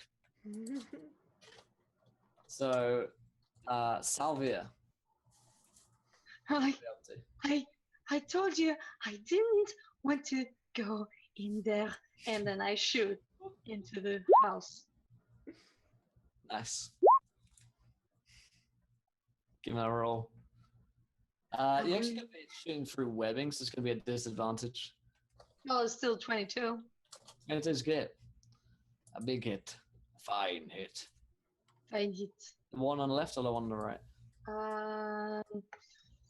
The one to the right. Okay. And then I'm gonna hit it again. Okay. Oh, That's a hit for 24. that's Only bad. 5. Okay, not bad. Anything else you want to do? I really, really don't like spiders. Noises happening. That's my turn. It's I'll walk backwards a little bit. got it. So it's the spiders' turn, and they've had quite enough of your shenanigans, Drock. So, Drock, can you give me 21 versus your arm class? 21 versus arm class, Drock. That hits. Cool. So you're going to take a little bit of damage. Damage. 12. And can you roll me a Constitution saving throw, please? I'm going to use a reaction, and I will cast Shield, which I can do, and I can do after I've actually taken the hit that triggers it, which bumps my AC up by 5 until the end of next round. Nice. Awesome. So yeah, I'm just like shit, boomf, and like a shield of scintillating energy just comes out of nowhere, and like somehow it blocks these mandibles or stinger or whatever the hell comes towards me from this creature. Nice. One comes out towards Althea for a nat one. Certainly not a hit there. All right, so that is Althea's turn. All right, I am going to cast Inflict Wounds on the spider that's like right at me. Cool. Wow. Wow. Oh, wow. Wow. Wow. Yeah, that's 2 nat ones. That's terrible. Ian, What's going on over there? Like, you're all nat one-ing. The mighty demon protects Althea, yes. Doesn't do much on the aggressive side of things. Anything else, Althea? So In fact, we'll say on 2 nat ones that you just kind of, you fizzle out, and you're trying to like you're trying to get your magic back on for the rest of your turn. Yeah. Drock, what are you doing? Drock sees like Althea having trouble and just shakes his head and is going to try and indeed, yeah, I'm going to try and stab this spider in the face. Peanut Butter Babe, we haven't been on Hyper RPG. Well, I have been invited. If I'm ever in Boston, then I'm allowed to play a villain on Hyper RPG. But no, we haven't been up there. I'm in the UK, so. And their shows are in Boston, so. A 17, the perfect number. Ooh, for 17, the perfect number, cold damage, yeah. Indeed. That is pretty good. You take down the Spiderino with your cold damage, just kind of freezing it shut and like icing over the wounds. Cool. In which case, I move over to this one, and I'm going to stab this one as well. Nice. For only a 12. 12's a miss. Yeah. Okay. Cool. All right, Salvia, it's your turn again. I still don't like spiders. I'm gonna try to hit the last one. Double perfection, good guy. Double perfection. Yes. Yeah. That was kind of bad. 13. 13's a miss. All right, hit with the first one. Yeah, the first one was a 20. 20's a hit. And then I look scared, and that's my turn. Okay, look scared, ends turn. All right. It's the Spiderini's turn. So this guy is going to launch itself at Althea for fuck me an 8 versus your armor class. Althea, it's your turn. I feel like Rosie right now. Okay, I'm gonna attempt to do inflict wounds again because I'm angry that my magic just fizzled. For fuck's sake! Wow. Jesus, I thought we had a lot of nat ones in the last game, but this is getting impressive. I think Balthasar just like he went to Drakenstein like I choose you. I choose you. That is no. No. Maybe No more. Balthazar's trying to give me signs that Duroc isn't actually under his control. Maybe so, yeah. I feel like this is probably more like, hey, that's my spider. Like you should definitely make friends with it. Yeah, maybe so. Yeah, meant to be kindred spirits. I mean, yeah, neither of you have heard each other yet. There's still a hope. Drock, it's your turn. I'm gonna hurt it, unfortunately, and shatter the illusion. No, I'm not. No, I'm not. You know what? Sod it. I'm gonna action surge and go 21 for 12 damage. 21 for 12 is not quite enough to end it, but is a hit. 20 for 14 damage. That is enough. Drock windmills in with the sword, and he just goes through this thing. Yeah, he finally like stand upon its sort of like dead clicking mandibles and turns to Althea, and it's just like, what was that? We're supposed to be setting an example for our daughter. I tried. I look for Rosie. Where is Rosie, and why is she not involved in this? Rosie's hanging out somewhere. She doesn't really want to fight. She's not feeling it. She's like going for that moody teenager phase where she's like, I just want to kind of watch. Well, if you're going to watch, you can at least hit that follow button. And speaking of which, thank you so much to Starkey for following. Welcome to the Avenger, my friend. You're a gentleman and a scholar. So, Indeed. You defeat the spiders. In this room, you see several like cocoons. Well, not like cocoons, but like wrapped up bodies of humanoids who have been kind of like wrapped up in these, I guess maybe cocoons of spider silk. Yeah. I'd like to slice my way through like the entire place, just searching for like and open up these cocoons and see if I can find anything of interest. Might as well. Yeah, why not? Doesn't want to fight. Also, Will doesn't really feel like rolling for Rosie every fucking turn. I'm sorry, Will. I'm sorry. Just be, this is what you do for a living.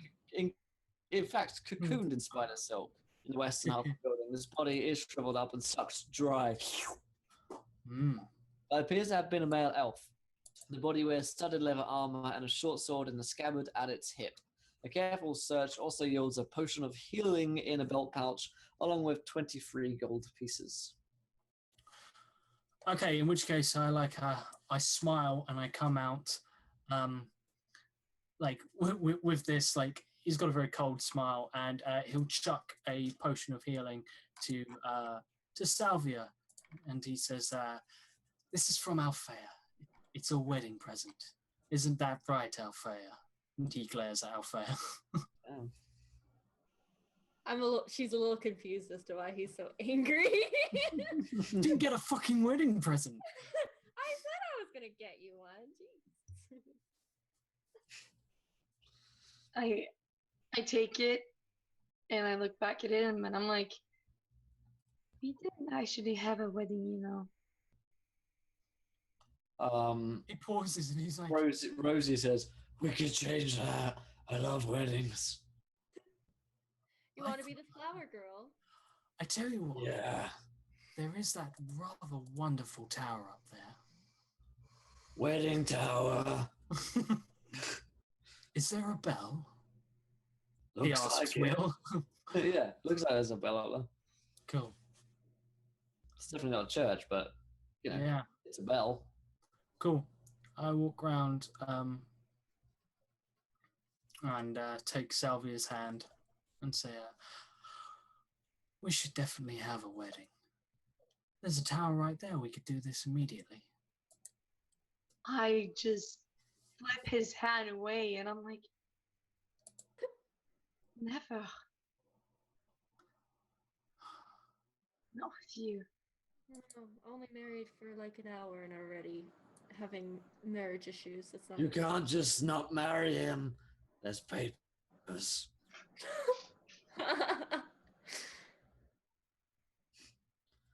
You should definitely have a wedding, Mom.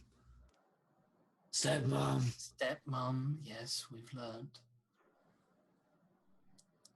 I turn to Althea and I say, would you mind giving me a moment?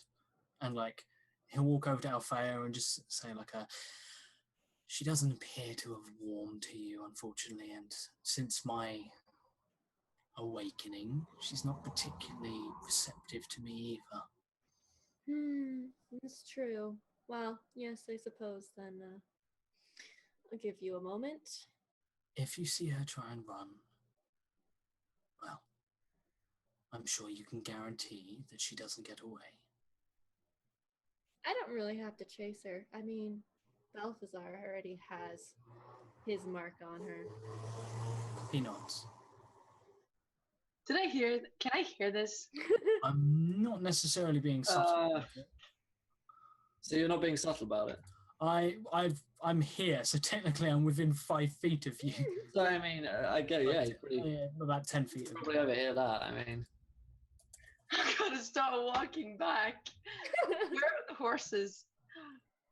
you look back and the horses are gone. Rosie was keeping them.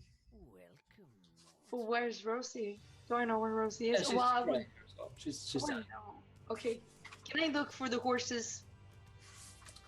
I'm Or they're just not there? They're not there. Fuck.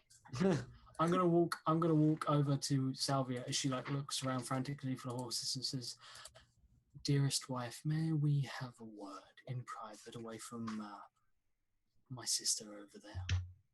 All right. Thank you. Where's our horses? He They got lost, Rosie says. Rosie looks a lot larger than she did before. What? Did she eat what? At she least. kept saying she could eat the rear of a horse, and no one took her seriously for all these years. And thank you to Mother of Dongers for following. Welcome to the Adventure, my friend. Beautiful lady and a scholar. Yeah, and he says to Salvia, "Could we speak in private? May I have a moment of my wife's time?"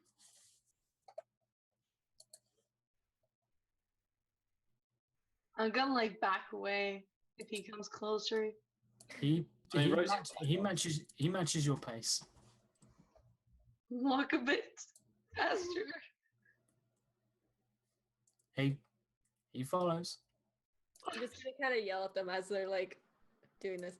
You know, it would be best to talk. Communication's key in a marriage. Don't need to go to counseling now. He nods and he's just like, "Listen to the cleric. She knows all about this sort of thing."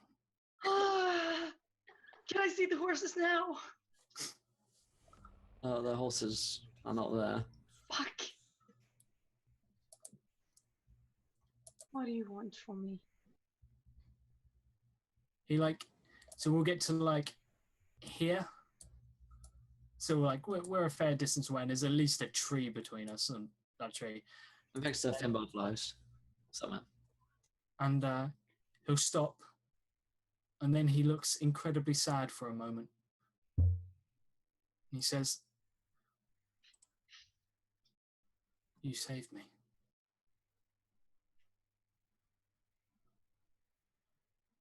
You saved my life. I didn't mean to save you.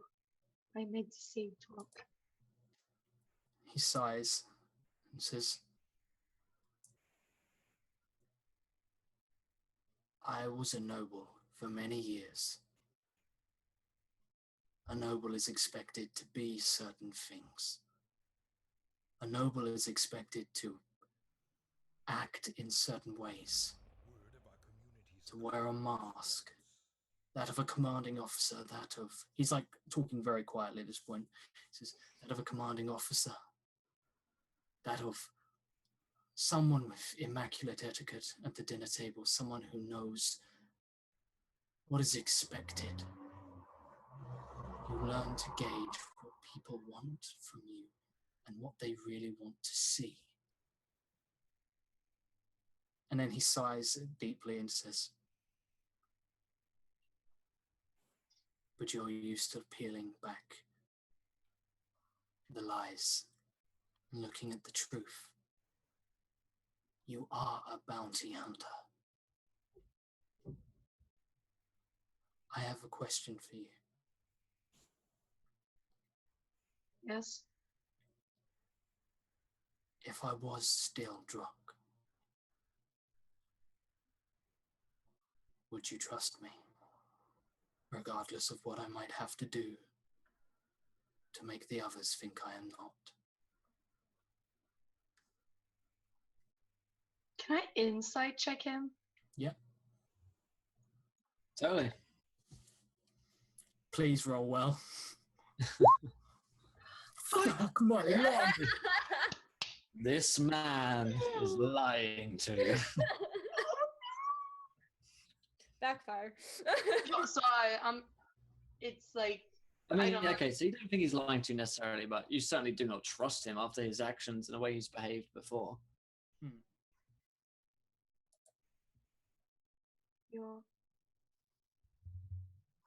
I saw him. I saw him disappear. I saw shadows. If there is a piece of the rock in there, I mean, I hope he's still there, but Then I'm going to tell you right now that if you don't trust me, now might be your only chance to run. They can't see us right now. And I won't fight you.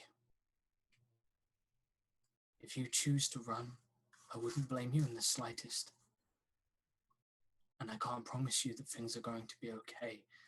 I have no idea what I will be forced to do to make sure that I stay close to Althea and stop her from gaining whatever this is that we are going to find. Whatever it is the Black Spider wants. But I promise you this. I'll do everything I can to protect you. And if we make it out of this, and you can still look me in the eye, I promise you a chapel, not a tower. And then Drock turns and starts to slowly walk back. And as he turns, you see any warmth fade from his face and a hardened sort of grit return. And he just becomes very cold as he walks away. Cool. Mom, do you mind that I ate the horse? You weren't supposed to do that, Rosie. We needed that. Sorry, the other ones got scared, but it looks so tasty. Drock shrugs and just says, well, I suppose you can walk off all that fat that you will accumulate from a horse. Thanks. I think. Drock's just like, to be completely honest with you, all those lasagnas I was feeding you recently, I lied. They weren't beef. It was horse meat. There's a huge scandal about it at the moment. We don't talk about the horse meat scandal. So, cool. So, Strange says, so we're going to the tower? Get married? Drock shrugs and just says, apparently she doesn't want any happiness. She's incredibly selfish. But as long as I wear this, and so does she, Why don't you want happiness, Mom? Has she even returned? Yeah, Salvi here? Salvia, I gave her an opportunity to break and run. She's standing over there, contemplating. He like taps his foot irritably, looks to Althea, gives her a pissed off look. Not at Althea, just pissed off in general. And he's just like, was I this tiresome before? She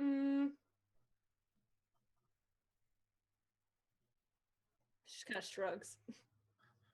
He like shakes his head and he's like, such perspective. It's embarrassing. So, I mean, it probably takes like that amount of time. So you're kind of like, okay, she didn't come back. So you're just like standing there for a while. But a while later, she does come back. Yeah. I think like at the point where she emerges, like Drock's about to turn around and march back up there, like, what is taking her so long? And then she like steps out down the path and he's like, oh, you decided to rejoin me. Hey, Mom. Step, Mum. Don't insult Althea. Oh, yeah, sorry, Mom. I meant stepmom. Don't insult me. I'm not your stepmom. Yeah, you are. No, I'm not a stepmom. Some kind of demon monster. Sorry. Now. Yeah, you are. I am not. Tell her she's my stepmom. Drock just raises the hand with the ring. Exactly. So, are we all figured out here, like your marriage problems, or do we need to have a little counseling session for you two? I could do counseling. I've been to counseling before. And how did that go, dear? I hate the counselor. The counselor was a horse. I don't know. I like blacked out all the dark memories in my life, I think. Okay. Well, Is there anything more we can discover in this town? It seems like a waste of. I mean, you're looking for the dwarf dudes, but you certainly haven't seen them yet. Yeah. He sighs and is just like, well, I am loath to say it, but it appears, well, we could head up towards the other side of town, past the tower, and see if there's anything else. We should take our horses. Oh. The ones that are left. I have a sneaking. I was going to cook me dinner, so. I have a sneaking suspicion our horses are not in the mood for returning willingly. Unless you want to run after them. I could make them come. Okay, Rosie, impress me. Okay, Dad. And then she just begins to like run off into the woods. I turn to Althea and I'm just like, she's wasting time. You're the one who gave her the idea. The bitchiness is so real. I get why you like this. I get why you like this, Kira. It's fun. This is really fun, yeah. The edge. So yeah, Drock will just shake his head and just say like, well, you can wait here for her if you want. And Drock is going to head up like this way to see what's at the other edge of town. Okay. The fuck is that? The fuck is this? Let me go. Is this Texas? Yeah. What's Texas. Let me find it for you. So here. Yes. You see the town square. So on the east side of town, a lane opens up to form a small square. Several ruined buildings surround the south side of the square, but a larger, intact structure to the north looks like a barracks. One lane leads southeast, another heads southwest around the hill in the middle of the town, and a third way meanders north. In the middle of the square, leaning to one side ever so slightly, is a weathered wooden statue of a warrior clutching a spear and shield. You also notice several twig lights are hiding in this bushel area here. I'll show you guys. What is hiding?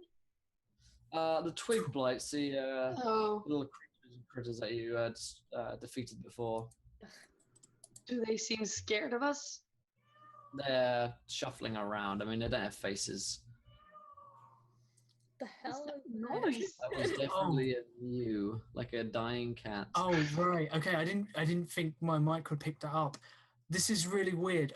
Some peacocks got loose from a farm like a month and a half ago, and they are now, there's 5 of them, and they sit on top of the old people's home just round the corner from me. Just scream. That is all the bizarre. time. It's so bizarre. Ah! But I just was not expecting my mic to pick that up. Yeah, I want it's been doing my fucking head in. They are so loud. You can have them.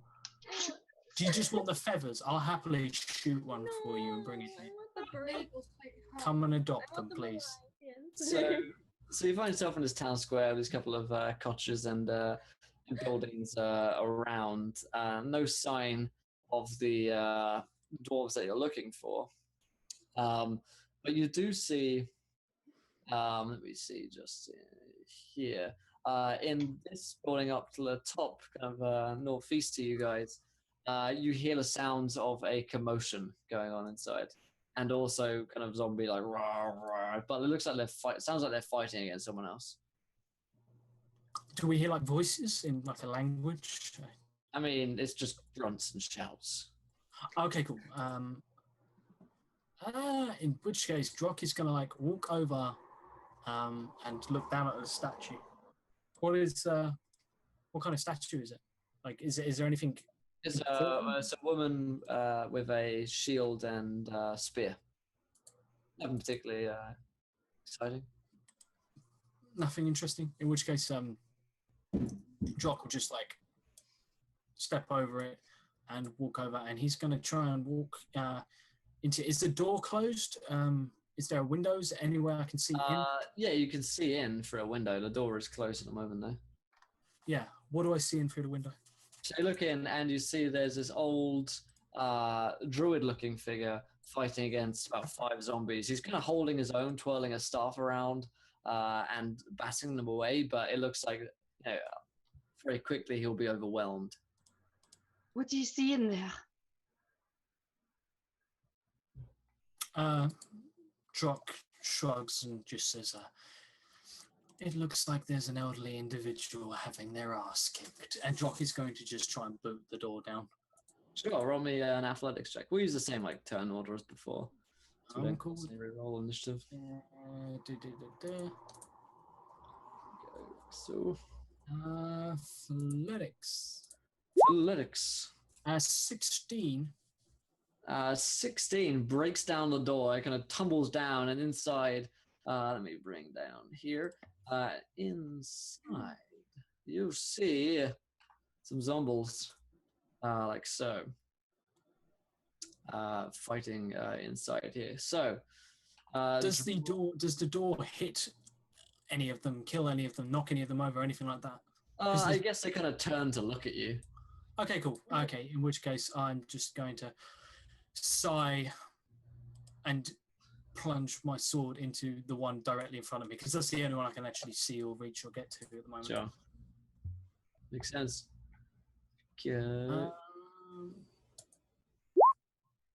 For an 11, damn. An 11 is a hit. For 13 cold damage. 13 cold damage, pretty nice. For a 26 for 14 cold damage. Okay, you kill this guy in 2 short swings. You just kind of batter down the door falls on top of it, kind of throws out the way, and then you stab it twice in the chest, and just kind of falls over dead. And I will step in and stand next to whoever this druid mofo is, but that's the end of my turn. Nice. What's up, John? Okay, so that takes it. If we say it's the end of Drock's turn, he's lost in turn order. So Salvia, it's your turn.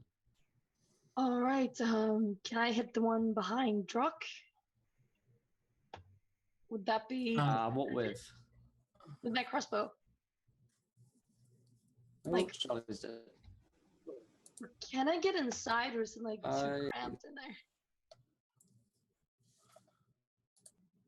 Mine says killing himself. Oh, okay. Can Charlie shoot past me to hit the zombie with a crossbow? I'm going My to say internet's yes. Fucking yourself. Yeah, disadvantage. 12. 12 still hits. So here, For 10 10 piercing damage. and a 13. And a 13 for 5. So 15 damage in total. cool. I think I'm back. 15 damage in total against the second one is pretty nice. Did you actually shoot Will's router? Is that what happened? Yeah, Just it's like, probably yeah, that. fire across the board, yeah. Across time and space. Nice. That takes it to this guy's turn, the druid. He thunder waves. So, Drock, Salvia, please roll me Constitution saving throws. I don't want to. Oh, that's 19. Damn. Wait, what is it against? Constitution. For what? Yeah, but what's He thunder waves. 20, sorry. 22? Thunder Yeah, Wave, but okay. what's Yeah, Thunder Wave. Cool. All right, sweet.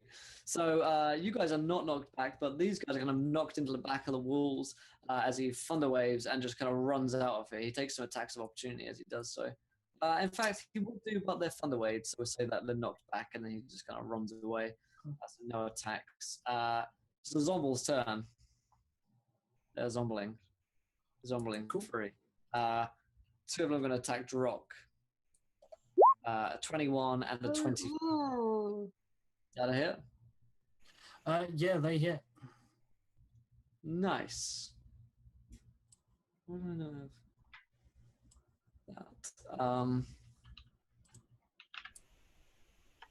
that? Okay, sorry. I'm doing a few things here.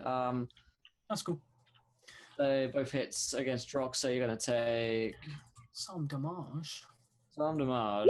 17, the perfect amount of damage. Perfect amount of damage. I Indeed. enjoy it. I take it. I become one with it. All right, I like it. So that means it is Althea's turn. Josh, do you mind DMing for me?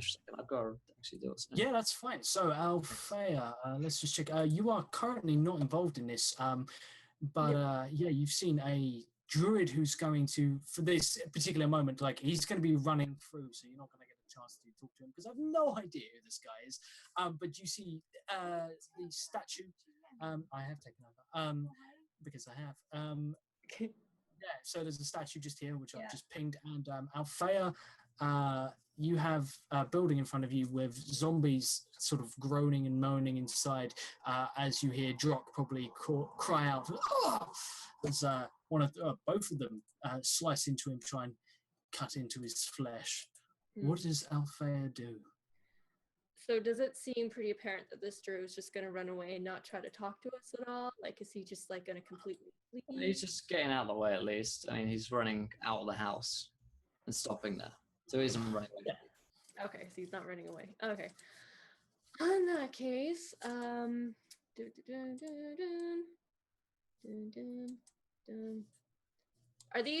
could these be technically within 5 feet, or are they actually 10 feet apart?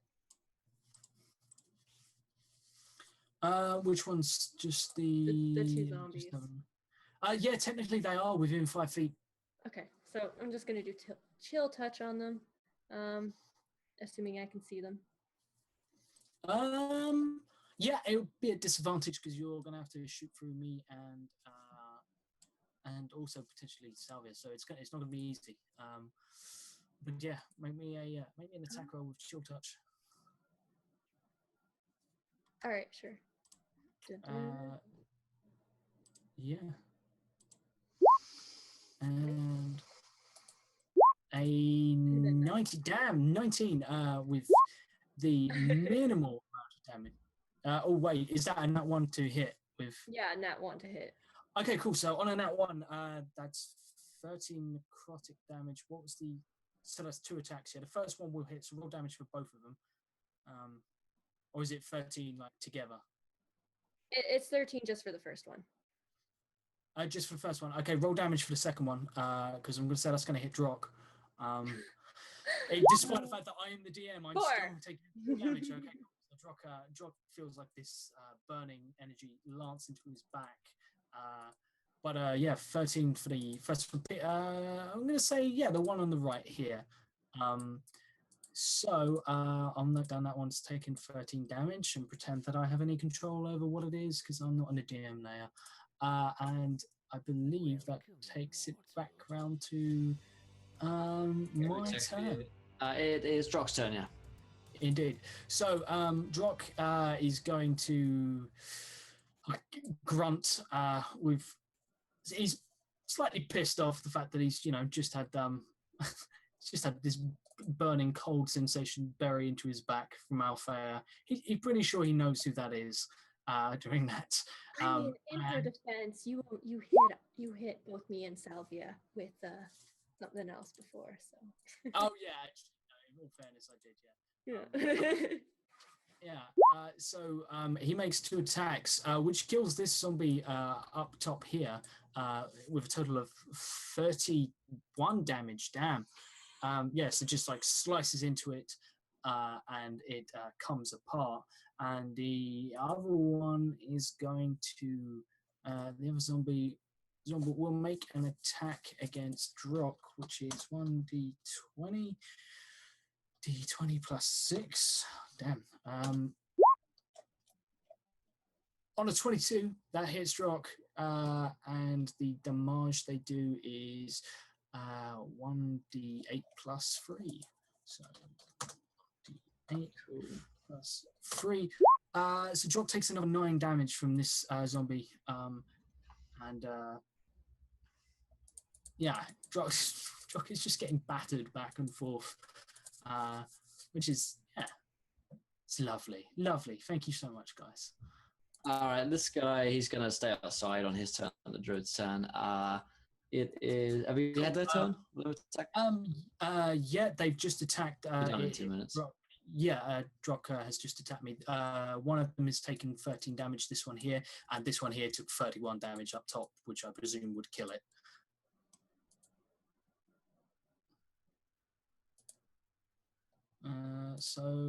It does. So just the one left standing next to you, Drock, and it is Salvia's turn. I guess I'll try to hit it with my crossbow. That's a natural 1. Roll me the damage, and everyone stop shooting Drock, please. Wait, does that still hit? No, it can hit. No, you hit. You hit me on that one because I'm there. Shoot him in the ass. I shoot him in the ass. Cheeky, we're not even married yet. Right, you bury a bolt in my ass, and I'm not particularly pleased about it. But the second one, it's also damage will be enough to kill this one here because he's already taken some hits. The last zombie sort of like, I presume you shoot it Daryl Dixon style straight through the face with your crossbow, because everyone knows crossbows are the most practical weapon for killing zombies with. yes.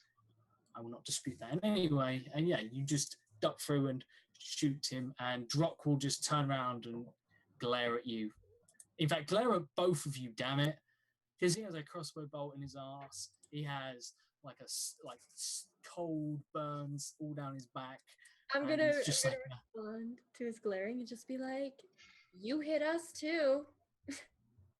I mean, at least I know that you're not. That you're kind of mortal. That's good. Drock's just like, yes, you could potentially kill me if I didn't kill you first. And like, he will wince as he like rips the bolt out of his butt, the butt bolt, and snap the bolt in half. And I'm back. I only have a couple of those. That's very rude of you. Well, don't waste them shooting me then.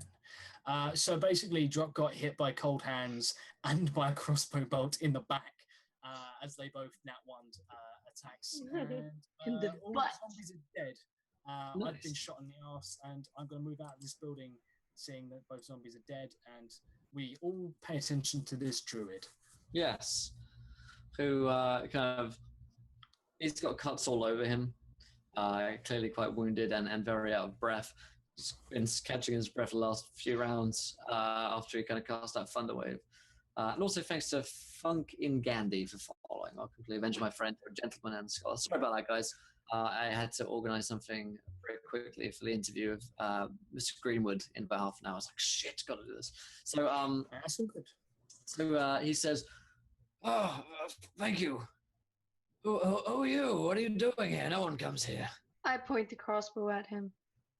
Yeah, who There's exactly? no are need for you? that, young lady. Not here to hurt you.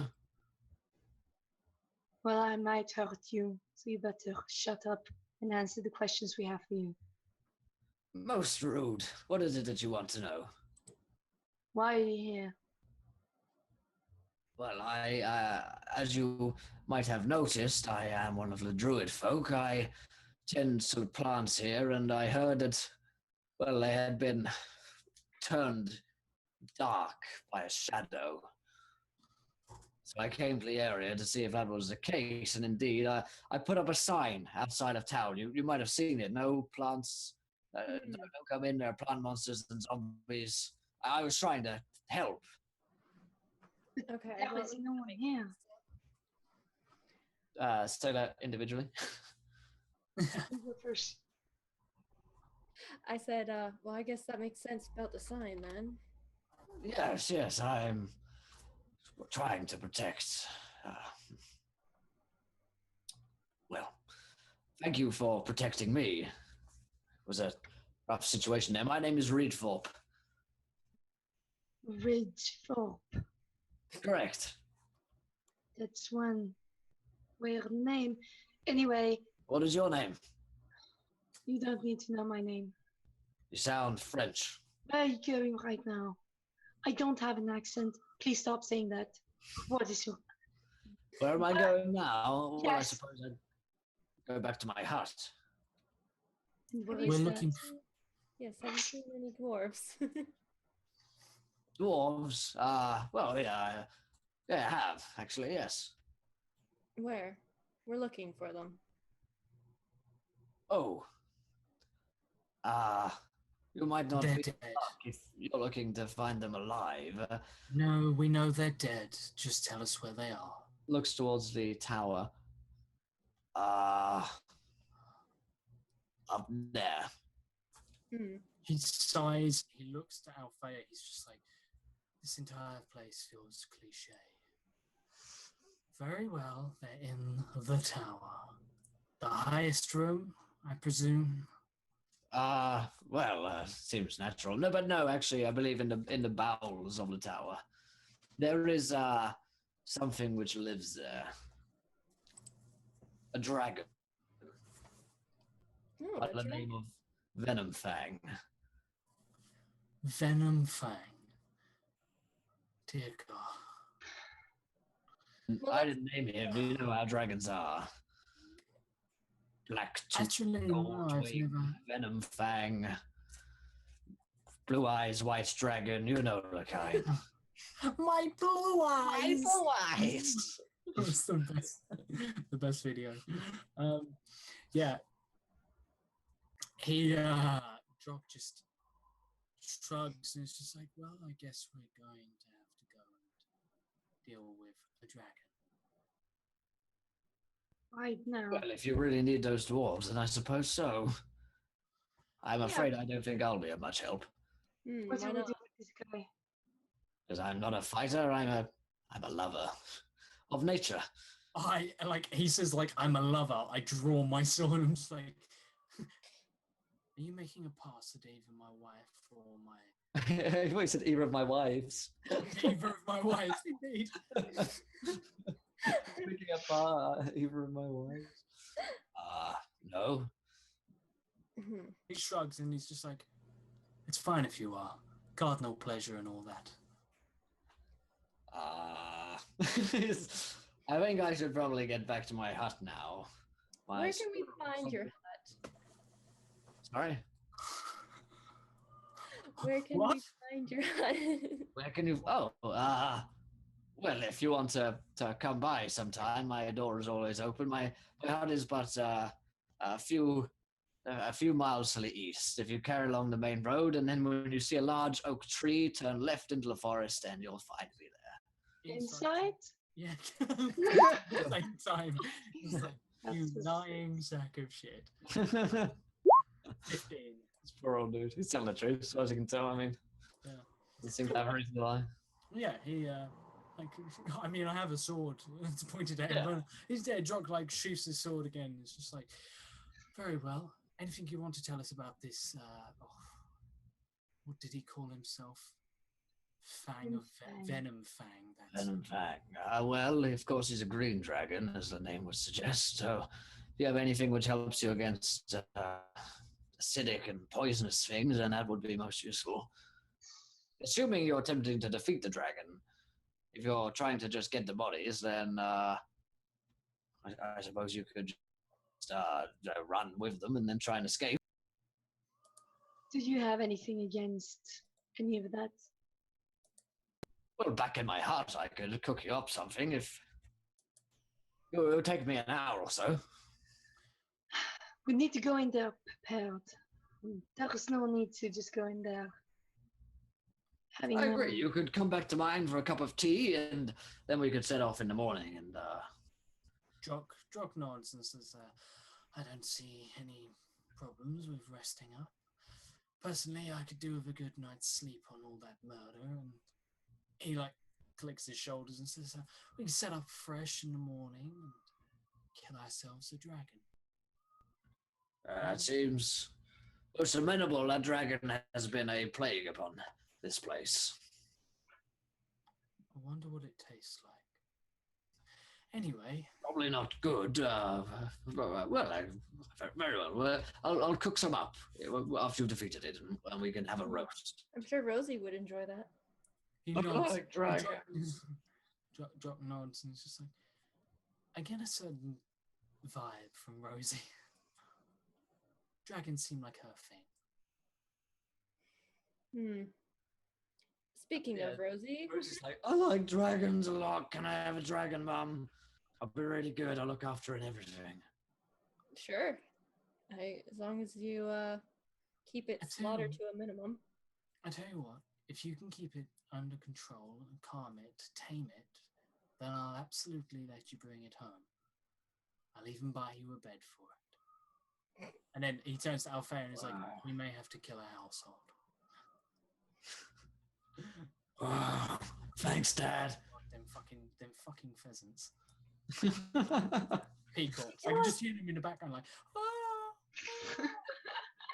Save us, Josh, save us. Help us. All right then. So, you head back with Reedthorpe to his little hut where he chills.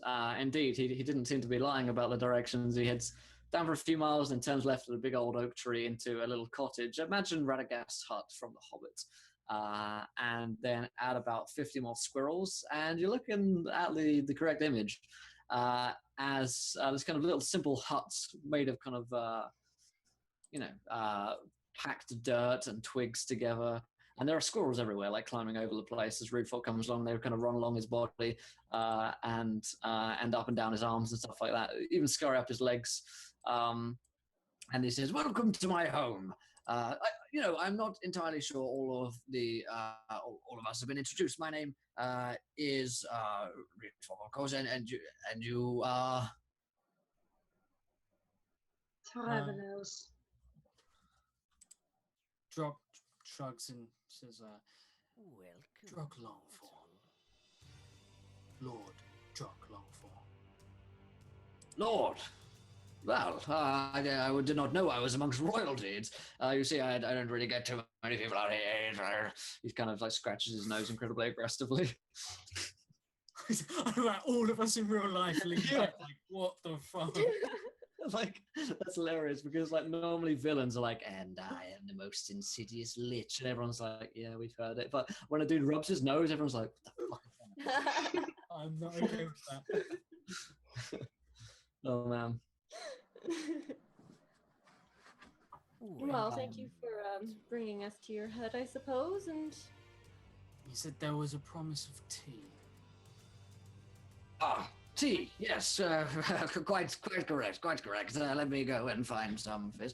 And he goes and puts a kettle on. You're in his little hut. There's basically just squirrels and druid things around here, like herbs and leaves and stuff like that. And As he's distracted, I looked at Althea, and I'm just going to be like, we should search the place, just in case. Put on the tea. Put in squirrel. while you're making the tea, have you ever heard of anybody called the Black Spider? The black spider. Let me see. Take the squirrel out. No. Is this squirrel tea we're about to drink? Yes, squirrel tea. It's some of the finest, actually. Every few months, one of them will offer themselves up as sacrifice for me. Strange, you might think, but squirrel culture is all about honor. And if they dishonor themselves, then they become squirrel tea. And he gives you some. On a 15, do I notice anything that would be of interest to the party in this? You see squirrel tea. That's probably got my attention. Yeah, I mean, around here, he doesn't really have anything of any value to. No, I gather. Like a few like old-looking dusty potions probably don't work so well anymore. It's kind of stuff that's like it's probably gone off. I imagine this guy doesn't get out very much to the local market, so yeah. But I just looking. He doesn't have anything that looks dwarven around. Dwarven, no, not at all. In which case, yeah, squirrel tea is the most interesting thing going on here by far. Yeah. Are we staying here for the night? I ask my party. You can sleep here for the night. I've got squirrel blankets if you want them particularly soft and furry. Or you can just sleep outside if you prefer. How many squirrels did you have to kill to get blankets out of them? Around 25 each. I didn't kill them, of course. Once they're dead, they want me to harvest their bodies. Okay. Drock picks up one of the blankets. I definitely didn't kill any squirrels. No squirrels were harmed in the making these blankets. He starts itching his nose again suspiciously and sinisterly. Confirmed. This is where the story arc leads. This is actually the ultimate boss fight. That's going to be an army of squirrels. Mark my words. I will. Yeah, I'll take a squirrel blanket, and I'm going to find. Does he have a bed? He sleeps in squirrel blankets. Okay, cool. In which case, I will lay down there. Okay, very nice. I have my bedroll with me, so. Yeah. So Rosie blankets herself in 5 blankets. She's eating a horse, so she's a little bit. She's got kind of food baby. What's Althea doing? I'm just going to take out my bedroll because I've had my backpack with me. And I'm just gonna no thanks. No thanks to the scroll blanket. Drock will gesture for Salvia to. You can get in mine if you want, Mom. It's all right, dear.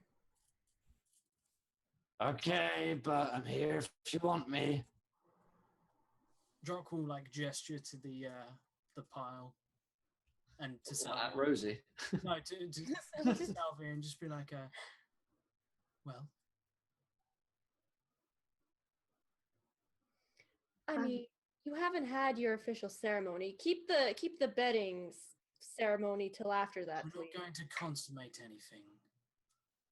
I'm all Why are right. you constipated, Dad? Oh my god. I can help.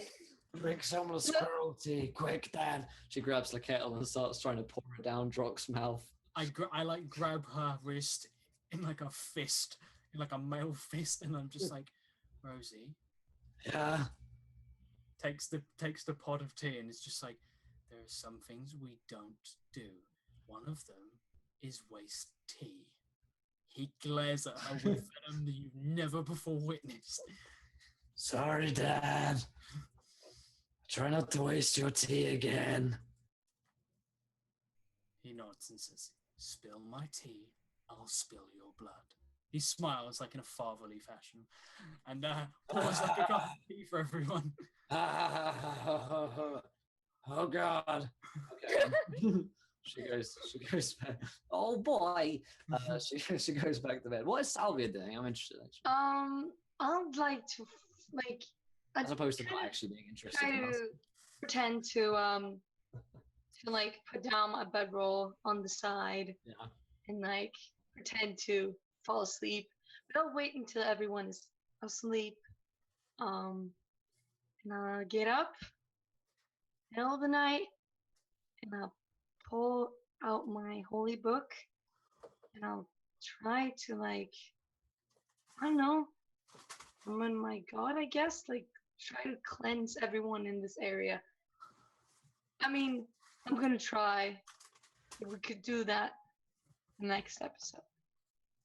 So you want to like cleanse them up? Yes. Like, what does your cleansing look like? Does it involve a lot of squirrel tea by any chance? Is it that kind of cleanse? No. I'm gonna walk to both Althea and Drock, and I'm gonna put like my hands on their heads if I can like reach them. Hopefully, I guess. Let's just have it that I can reach them. Yeah. So you want like what? Sneak up to them at night whilst they're sleeping and like touch them. Yes. Wow. Yes. Well, you know that makes a lot of sense. But I So I can confirm. I'm in a That is- trance. I'm You're in a actually trance. conscious. I'm Yeah, actually conscious.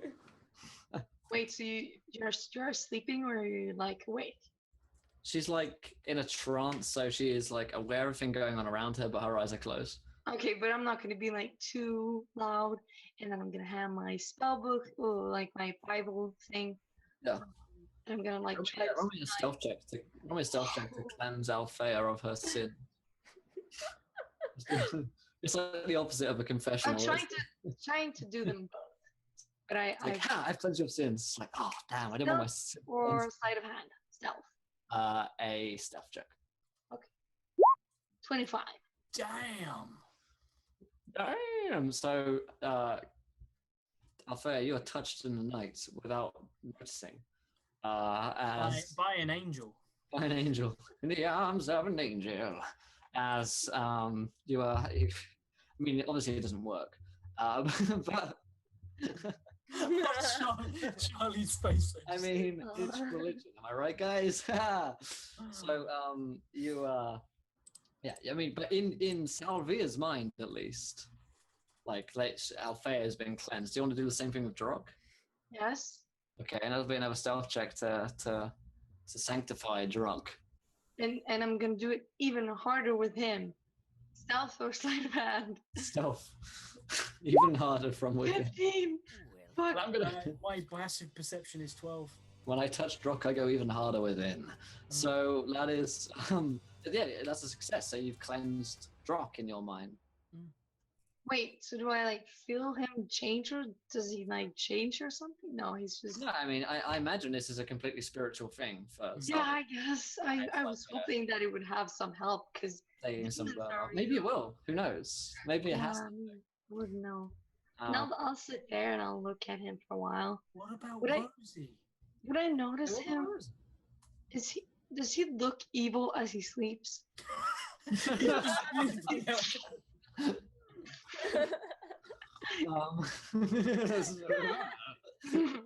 This is how I sleep. How all villains sleep in Bond movies. That's how Will sleeps. He just- Stroking their white cat as they sleep.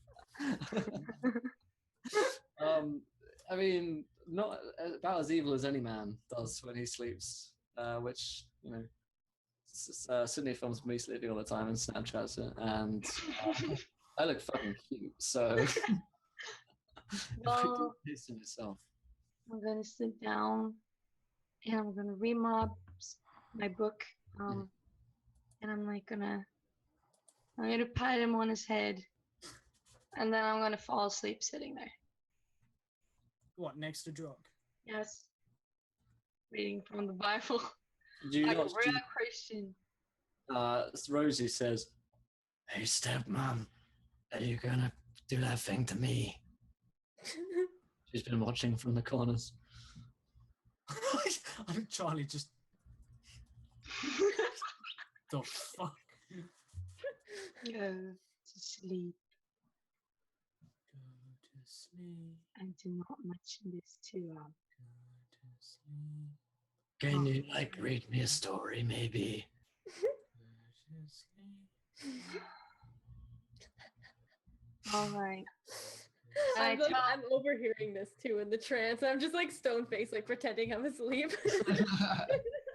I tell her the story about the young Salvia and John Paul. Oh, I don't actually know that story, and I still won't know that story because I'm asleep. so the story goes something like, Salvia and this guy John Paul are in training together as witch hunters, and one day John Paul went out for his like tests to become a true kind of hunter, and at that point, John Paul never came back for a few weeks, so Salvia was sent after him. And she found him captured by a vampire who had been off the hunt. And actually, during the fight, Salvia ended up shooting John Paul, who was in that one, in the origin story, and he died. And John Paul kind of revealed just as he was dying that he loved her and she loved him, and it was never really kind of letting out there, and So sad. it was sad. It was pretty sad. So, that's that. So you guys wake up the next morning and read Forbes is there, just kind of getting ready. I'm still sitting next to Drock. I just want to real quickly say I've just realized this is quite meta, but I actually have a ring on a necklace around my neck, which I've just completely not noticed, and it is the Ring of Power. I've just remembered. One ring to rule them all. It is They're indeed. fine. Cool. Yeah, so like Drock sits up in bed and notices Salvia's like there next to him, and places a hand on hers, and it's just like, "You okay, my dear?"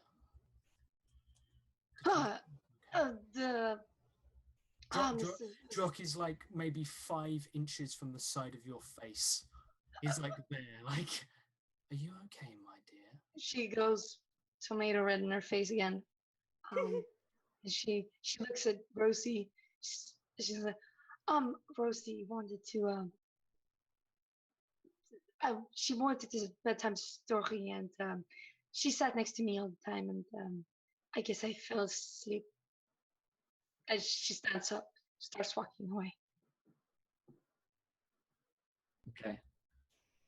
So Reedfolk kind of says, and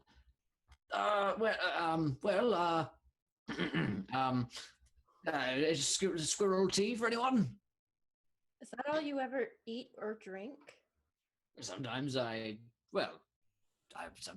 basically, yes. Pretty much. There's a lot of dishonorable squirrels around here in this forest, if you know what I mean. In case you haven't noticed, I'm kooky as fuck. I am actually insane. He like scratches his nose. You see like a squirrel tail just like vanish up his nostril. Oh my god! He's completely mental. I pour myself I fix myself breakfast, which is squirrel tea apparently, and some rations, which I scoff down. I will put on tea for everyone. Does anyone else want squirrel tea? It's very good. It's very good stuff. Surprisingly good. You'd be amazed how much it's like suspiciously good.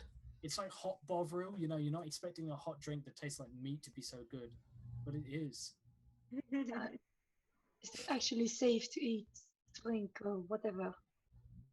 Well, maybe not for a delicate little flower like you, but personally. Oh my god, get a room, please. I take the fucking biggest You thing I can find. You take the fucking. I take the fucking. I Okay. take the biggest glass I can find. I pour it with super hot squirrel tea, and I chug it in one go. Ooh, damn. Roll me a Constitution saving throw for that. That's a 10. Nice. So you just pour scalding hot squirrel tea down your neck. It's pretty painful. You you turn it down, and then Enrico's like, "Well, I suggest we get on our way. Here are all your things." Kind of throws you all the like your equipment and cloaks and stuff like that. Let's be off. You're off to kill the dragon. Put the squirrel in. Kill the dragon. So let's go. And he turns to the druid and just says, "And if you say anything positive or sing one more time, I will fucking kill all 5 of us right here, right now." And then he walks out. Did I survive the scalding hot squirrel No, you're tea? dead. Reroll. Oh, okay. Oh. All right. Yeah. We start heading out. We exit dramatically. Exit dramatically. I like saying that. So on that bombshell, that is where we'll wrap up today's episode of Lost Mine of Phandelver. I believe episode 7. No, that wasn't that the last episode? I have no idea. Fucking, it's been a lot because we've extended it for a while. We're doing, I think this is episode 8, maybe. Yeah, I think Yes. it might The be. finale, because we've decided you guys seem to really like Lost Mines of Phandelver, and it's probably because it's me. Let's be honest. It's me, right? It's me. Yeah. I It's think not them. everyone's really enjoying sort of like learning with us and the slow pace and the massive amount of character development, which is being. I mean, this is the only game I'm actually in like regularly, so it's not so weird. Everyone just comes in to see me. I mean, Yeah, exactly. Yeah. So on that rather modest bombshell, hooks, plugs. We've got Kira. Kira, you do things on the internet. I do. I stream on Twitch. I do art twice a week, and then I do kind of like a variety of games. I do playthroughs, like Minecraft, GTA. So I just finished a playthrough of the Thief reboot, and we do a D&D session on Sundays, as well as I'm on Encounter Roleplay Tuesdays and Thursdays. Come September, my schedule's going to change, but still going to try and keep up. Yeah, look forward to it. Do you want to do your plugs? Pop that all in chat, Yes. just so people can follow you. And Charlie, you do stuff on the internet as well as Rogue Rabbit. Yes, I draw a lot of stuff, and I play D&D Indeed. and stuff. Yes, you do.